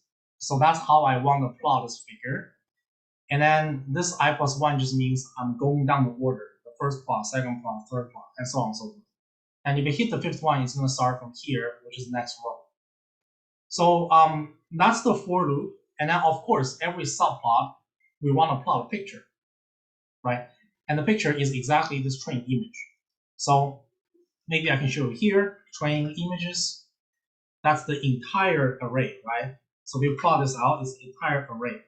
And I don't want all of it. I want the first one. So the bracket 0. That's going to be the first one. And then this, you can't really see anything, right? Because it's kind of like a big matrix. So what we're going to do is we're going to throw that into plt.im show. And that will give you this picture. And then you can also change the color. CMap means color map. You change to binary. And then it give you black and white.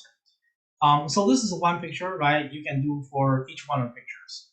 And then you can also do for labels. Labels here are 9 classes. And a 9 you can plot out as a title. And that will show up here. Next one is 0, plot here, 0, 3, 0, and so on and so forth. Right? So this way, it just gives you a quick sanity check of what the data looks like. And once you are here, you can kind of get an understanding, right? The goal is very simple. The goal is to say, hey, look, I got this data here. I have all these pixels. I'm building a logistic regression. And this is going to be a big logistic regression, right? Because you have 784 pixels. So when you build a logistic regression, it's going to be something like this. So we worked out the math, right? 784 So what that means is what? Logistic regression model is going to be what? Y equals to beta 0 plus beta 1 x1 plus so on and so forth, beta 784 x 784, right? And then as somebody suggested earlier, why don't we use sigma, right? So we don't have to write out all this junk. That's true, you don't have to write out all this junk. So how do you use sigma? Beta 0 plus summation I from, let's use j from I to p, beta 784, not 784, sorry, beta j and xj. You don't have to use a curly bracket. The jxj. Okay, yeah, there it is. So that's kind of the model and how big it is. Let's specify p. P is 784, right? So let's just write 784. There you go. So that's the model, right? Big logistic regression. And that's the simplest form of a neural network. Okay, so let's see if we can build that. Right. So we know the dimension. Now I'm going to define the batch size and the number of epoch. These are two common parameters, or how do I say, two common arguments that anybody doing neural networks, chances are they use this as a tuning parameter. Now that being said, for this data, it's easy enough that it's kind of like a textbook data. So what that means is it's already at high enough of a performance such that these two parameters, it probably won't change the results that much.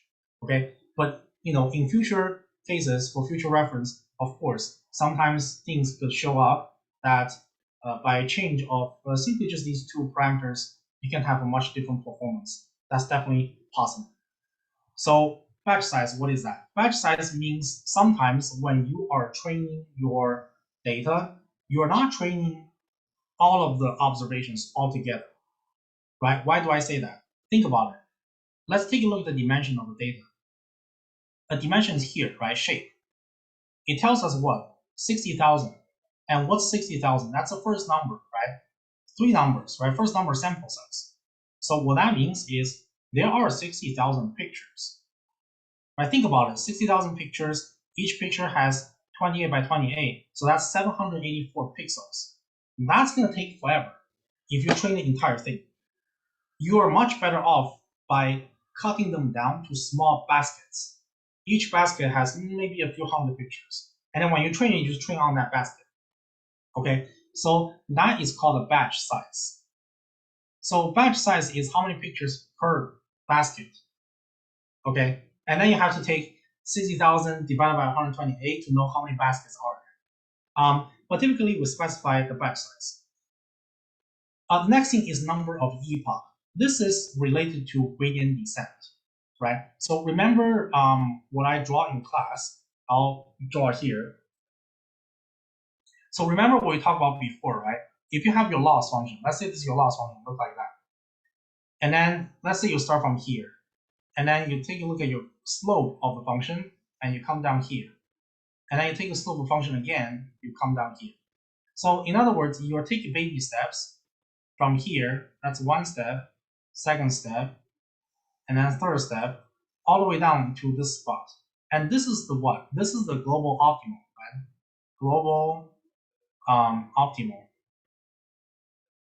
Okay, so the number of epoch just means that how many of these steps are you taking? Like you count this 1, 2, 3, 4. Like you count this. If this is 50, then you're making 50 of these steps, all the way 50 times. And that's how many times you're allowed to do. Okay? But then think about it. If you're doing too many times, right? What could happen? If you're doing too many times, you could be going down. Let me start from here. You could be going down here, and then again, and then again. But then when you get to here, you just zigzag in between, right? So if you're doing 50 times, you're just going to zigzag. And eventually, the algorithm will stop, increase the performance, and will just be flattened, right? So that's what's supposed to happen. Or alternatively, if this number is too small, Like you just do a 5 epoch, maybe do a 4 epoch, 3 epoch. It doesn't give a whole lot of steps for you to fully learn what the data is.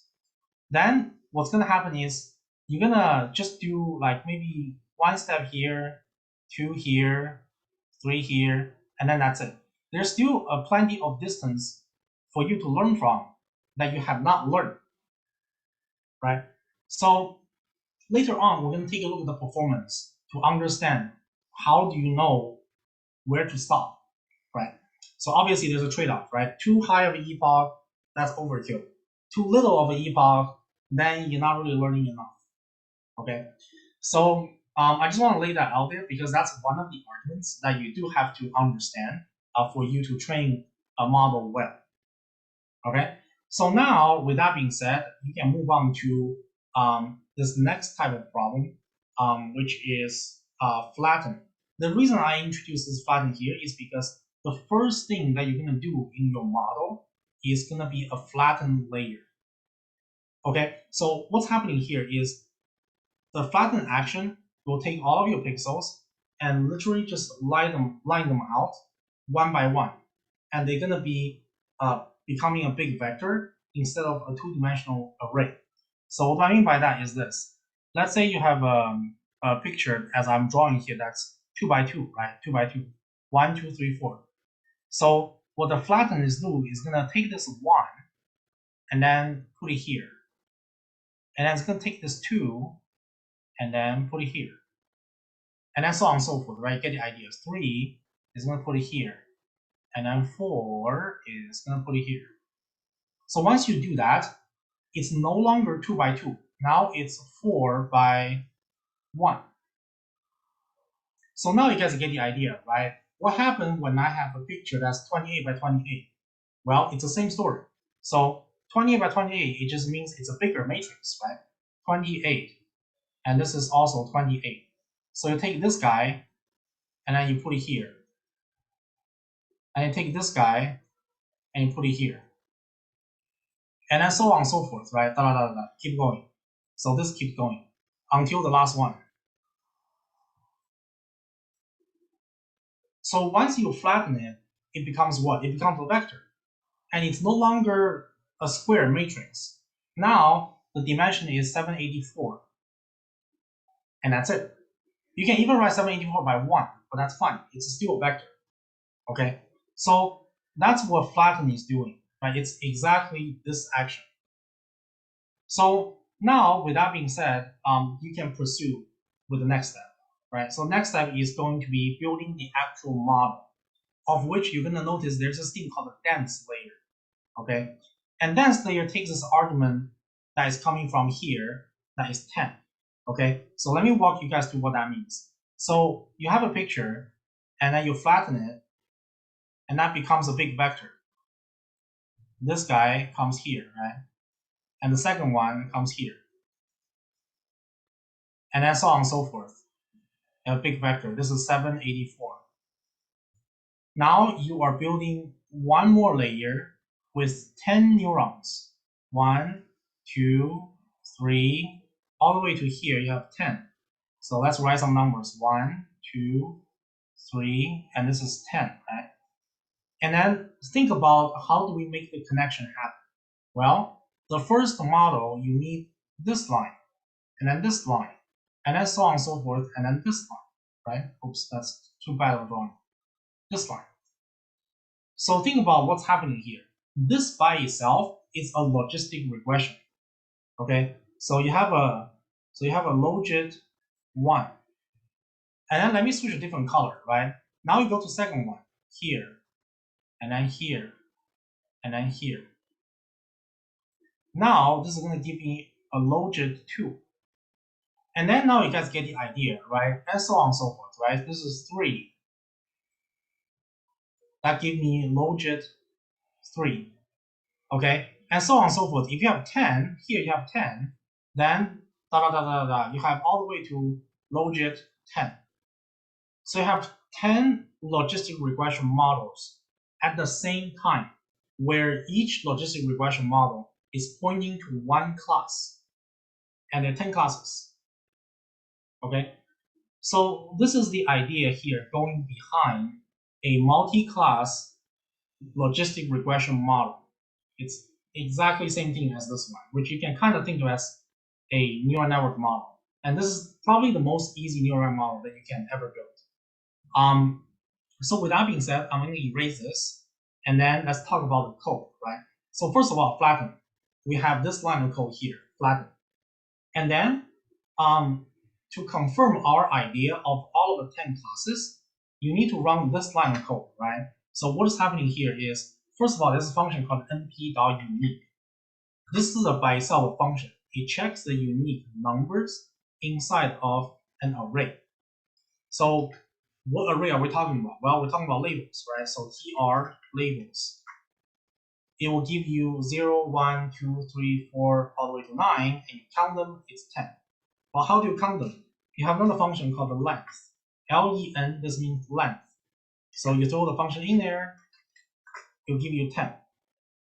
10 is not the length of the label, okay? 10 is the length of the unique labels, right? Those are two completely different things. If I do the length of, if I do the length of the labels, it's going to give me a different number, training labels.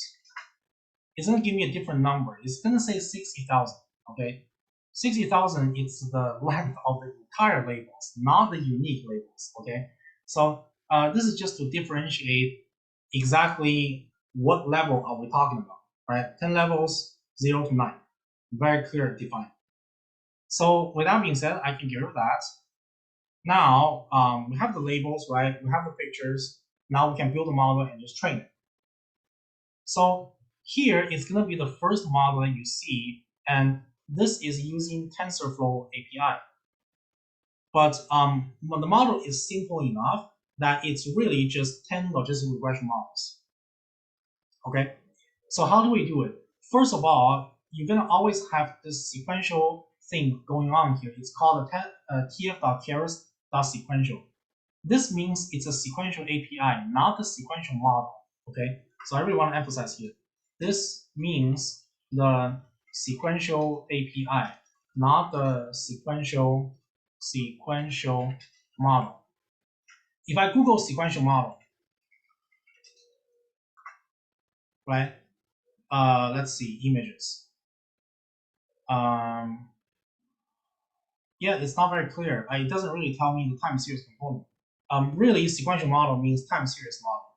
So it means recurrent neural network, which we're going to learn not this week, next week we're going to learn this. Recurrent neural network.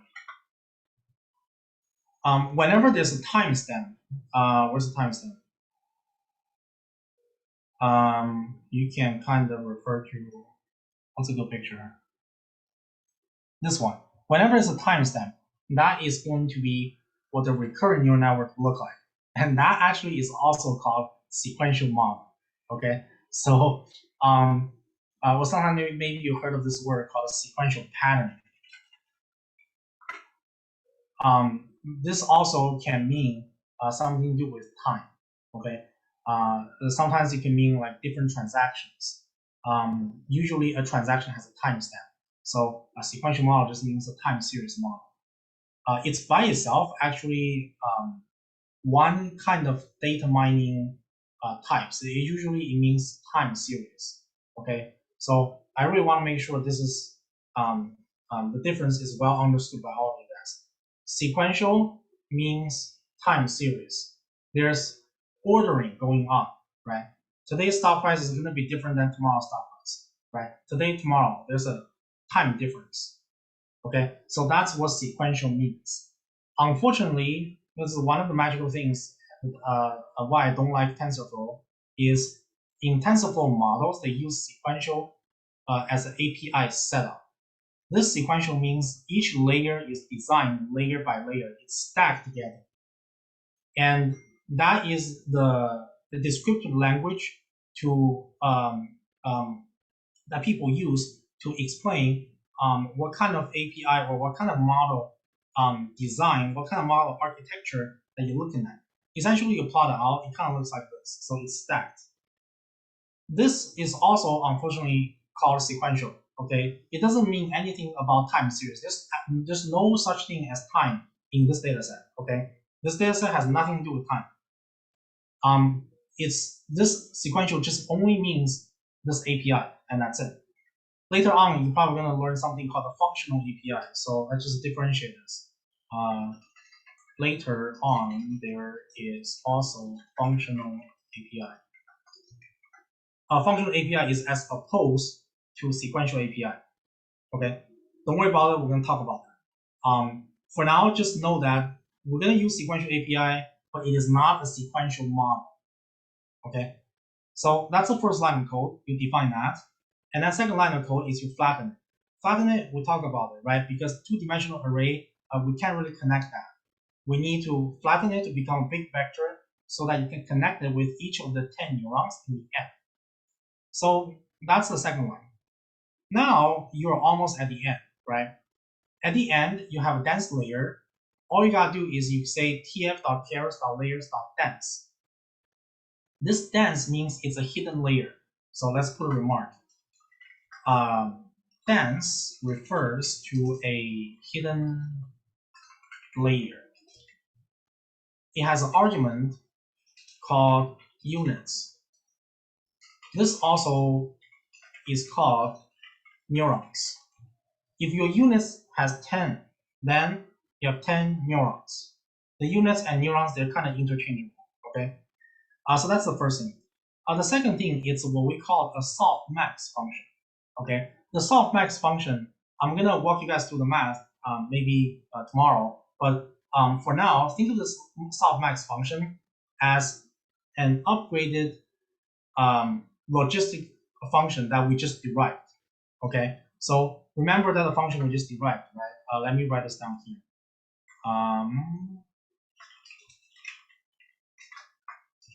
Recall the logistic regression model that we just derived.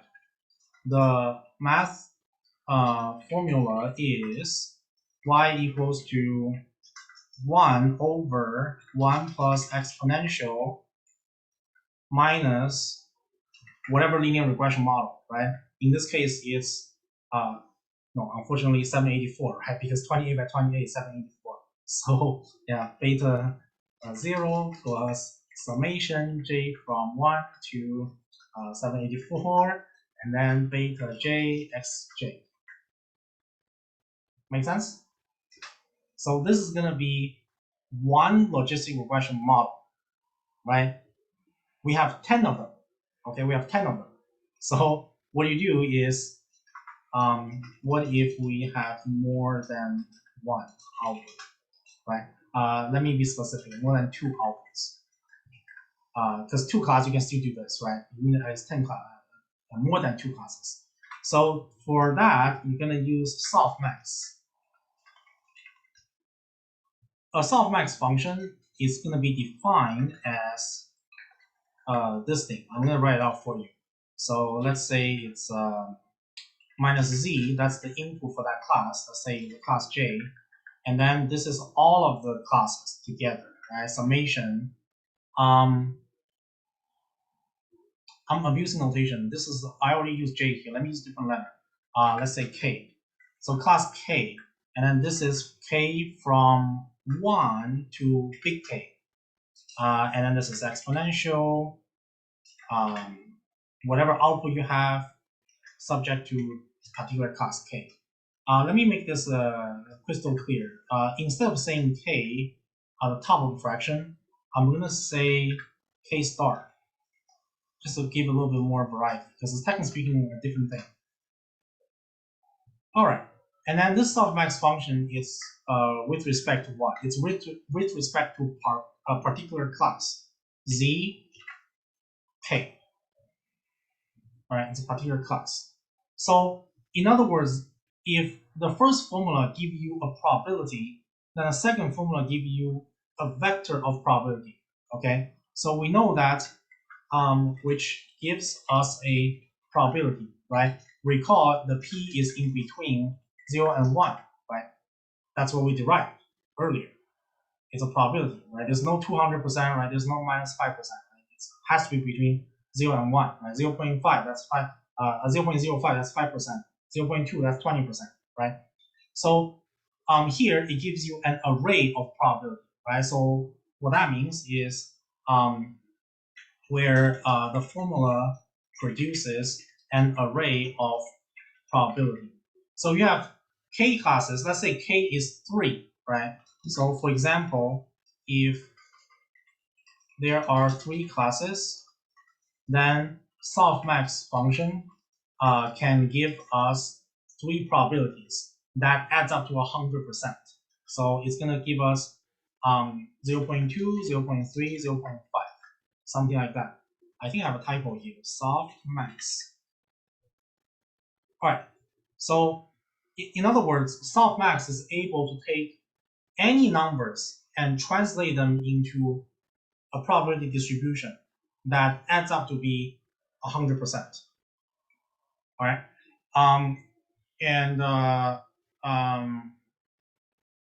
let me see, make sure I have no typos.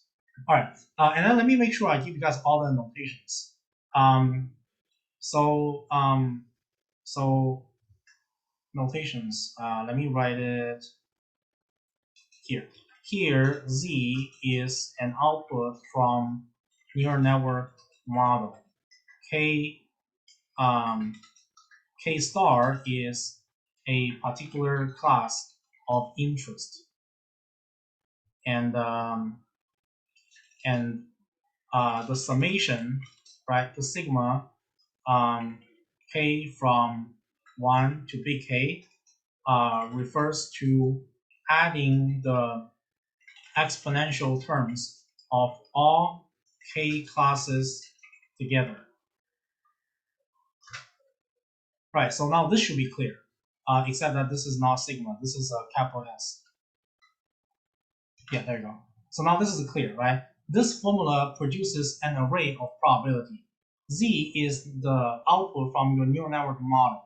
K star, whatever this is, that's the class, the particular class of interest. Class 1, class 2, class 3, right? Class 1, you do this, there's a probability. Class 2, you do this, there's a probability, right?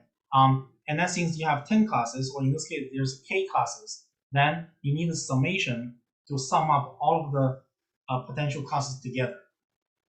If there's 10 classes, then k is 10. So that's really it about softmax function. And what we just went through is all this thing here, right? So this, let me write it down here. This is to tell the computer to use softmax function in the end. And the purpose is to produce probability distributions. And just to for you to easily understand what's happening, this is an upgrade from the logistic regression formula. All right. And then we also have a bias here. You don't really have to use this. This bias just means that in the model, we have this beta 0, right? It's the interceptor, right? It's called bias. That's really about it. And then you give a name, right? Logistic, right? You can call whatever you want. Your name. You can call it whatever you want. So that's really it about your first ever neural network model. Okay. What comes afterwards is 2 things. You compile the model and then you fit the model. Okay. So let me break this apart and then let me run this code first. So this will give you the model. And once you have the model, you can of course compile it. So let me put a remark. Recall that we had model defined and then model.fit, right? Here, it's an upgrade from that template, right? Here, whenever you're doing a TensorFlow model, you need to also compile it. So here, you are required to do this, to do model.compile and also model.fit. So the only thing that's different from before is model.compile. Before, there's no model.compile, right? You define whatever model that you're using, linear regression, you fit it, right? Done. Today, we talk about something else, right? This new template, it's quite similar as what we've done before, but the only thing different is you need to tell computer what this is, okay? Categorical cross entropy, we're going to come back. I'm going to explain what that means. And same with this atom loss function. So these two things, I'm going to come back and explain what those things mean. But for now, just think of this as some sort of unfortunate byproduct that you have to add into the code to make this work. So you compile the model, you run that, and then it's up to you to rescale or not. Okay, people get confused what these two things are. There are two types of data processing. One is called normalized. The other one is called rescale. Right, two things. There are two different things. Okay, normalized can have negative numbers if you do things this way, because this mu is an average. And guess what? Average means there's some number that's bigger than average, there's some number that's less than average. That's what average means, right? So if you do the first equation, where sometimes you could have minus values or minus negative values, whereas here, if you do rescale, where you never have negative values. So that's the difference, okay? In terms of this data set, the recommendation is rescale. And there isn't really a strict science between normalized or rescale. There isn't really a strict formula or theory saying that, oh, yeah, normalized is definitely better than rescale. Or the other way around, oh, yeah, rescale is definitely better than normalized. There's no such thing. It's just we look at the data, and the data is pixel value. Pixel value doesn't have negative values, right? So why on earth do you want to give negative values? So why don't you just rescale it in terms of this formula so that you can shrink everything to between 0 and 1? You make your life better, right? And also people ask me what's the purpose to shrink values? The maximum number is x, and I know that because I can check it out, right? np.max, tr images, 255. The reason is 255 is because the pixelated numerical value in computer vision can only take grayscale from 0 to 255. 255 means it's a very bright color. 0 means it's dark color. And unfortunately, 255 is too large of a numerical value, such that under large dimension, your loss is going to blow up. Okay, so what do I mean by that? Think about it. If each pixel, let's say this one pixel is 255, and then your prediction is what? Your prediction is whatever, like 200, right? It's not that far away, right? It means 200. It's not that far away. But then what's going to happen is, if you look at the difference, it's going to be 50, and that's a 1 pixel. How many pixels do we have? We have 28 by 28, right? That's going to be how much error you're making. And then that's 1 picture. How many pictures do we have? We have 60,000. That's going to be the number of error that you're going to be computing if you don't rescale it. So it's terrible, right? It's terrible. So we're not going to let that happen, right? Your computer is going to run on memory and it's going to freeze, right? So what we're going to do is we divide everything by 255. Okay, so this step is it's overall in your entire data science career, this is kind of like optional, right? It just in terms of this data set, this happened to be very helpful. Okay, so I'm going to run this, and then I'm going to run this, and I'm going to run them together. Okay. The last thing is mod.fit, and I think I'm going to run this, and I'm going to explain what that is. So you run this, and then it's going to start training. It's going to go with Epoch 1 out of 50. Keep going, and then there's a progress bar that is continue, and then you're going to wait a little bit, right? Because there's 50 epoch. This epoch that we specified up here in the argument is 50, right? Here it's 50. That's why here there are 50 rounds, right? The 50 rounds. So as that keep going, you're going to observe that there are two outputs, right? There's loss and there's accuracy. So these two things are both referring to training set. Okay, so let's write that down. This result is training set only. The reason it's training set only is because the validation split is 0.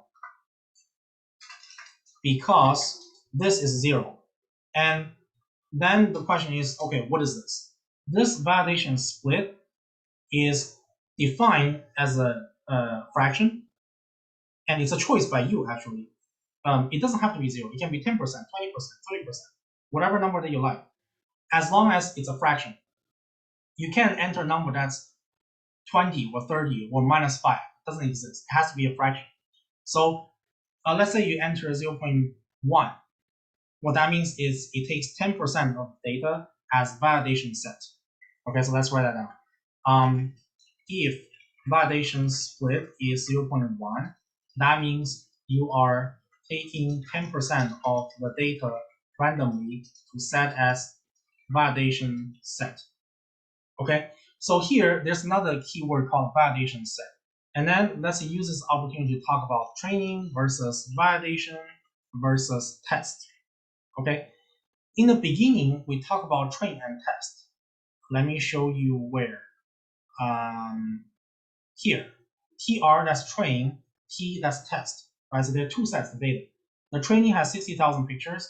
The test has 10,000 pictures. So here, we set aside a certain proportion. Where to go? Here. Here, we set up a certain proportion of data as validation if your validation split is defined as 0.1. Here I have 0, so you have training and that's it. But if I want to, I can define this as a 1. And then I can run through the whole thing. But unfortunately, I'm going to have to recompile because it remembers the memory from previous training. So I'm going to recompile again. And then I'm going to run this. But I want to make sure to uncomment this because otherwise I'm going to divide 255 again. So I do that.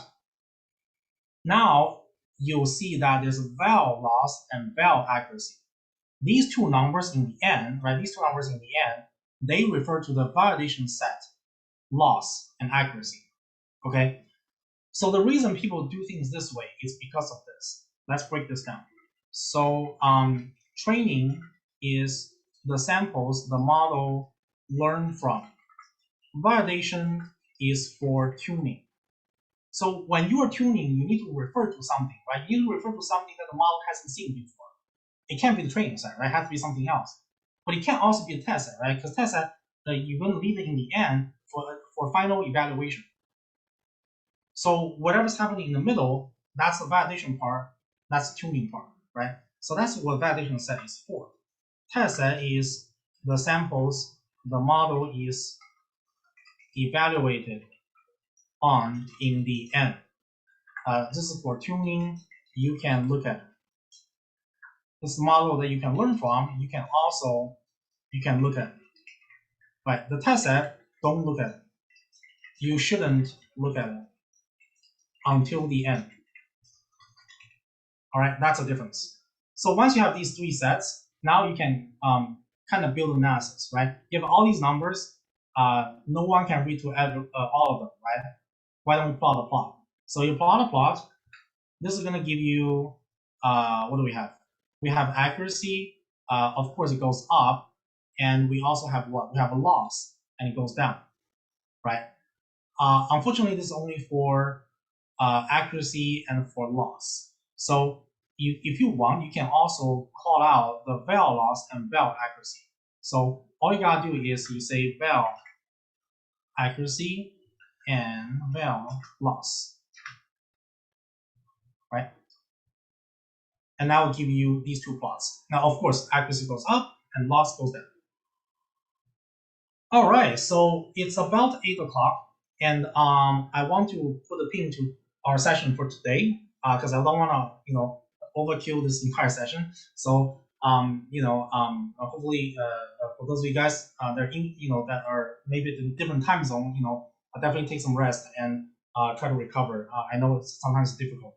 So, all right, so let's stop here, and tomorrow we're gonna come back. We're gonna pick up from here, and then we're gonna try to understand as much as we can for classification problems. So that's it for today's session. And I'll stay here for questions if you guys have any. But if not, then I will see you guys for tomorrow. Oh, by the way, let me send out a survey. Sorry, I keep forgetting that. Bear with me.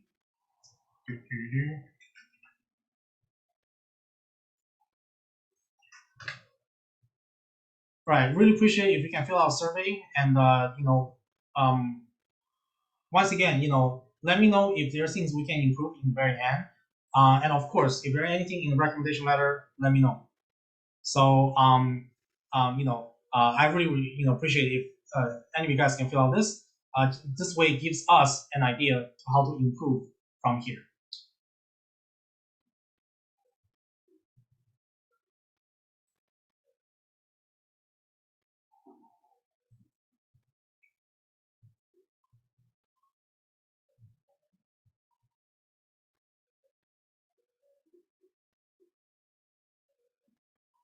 Oh, somebody asked which session. It's going to be 3. Yeah, Wednesday. I'm gonna head out, Professor. Have a good day. Take care. See you guys.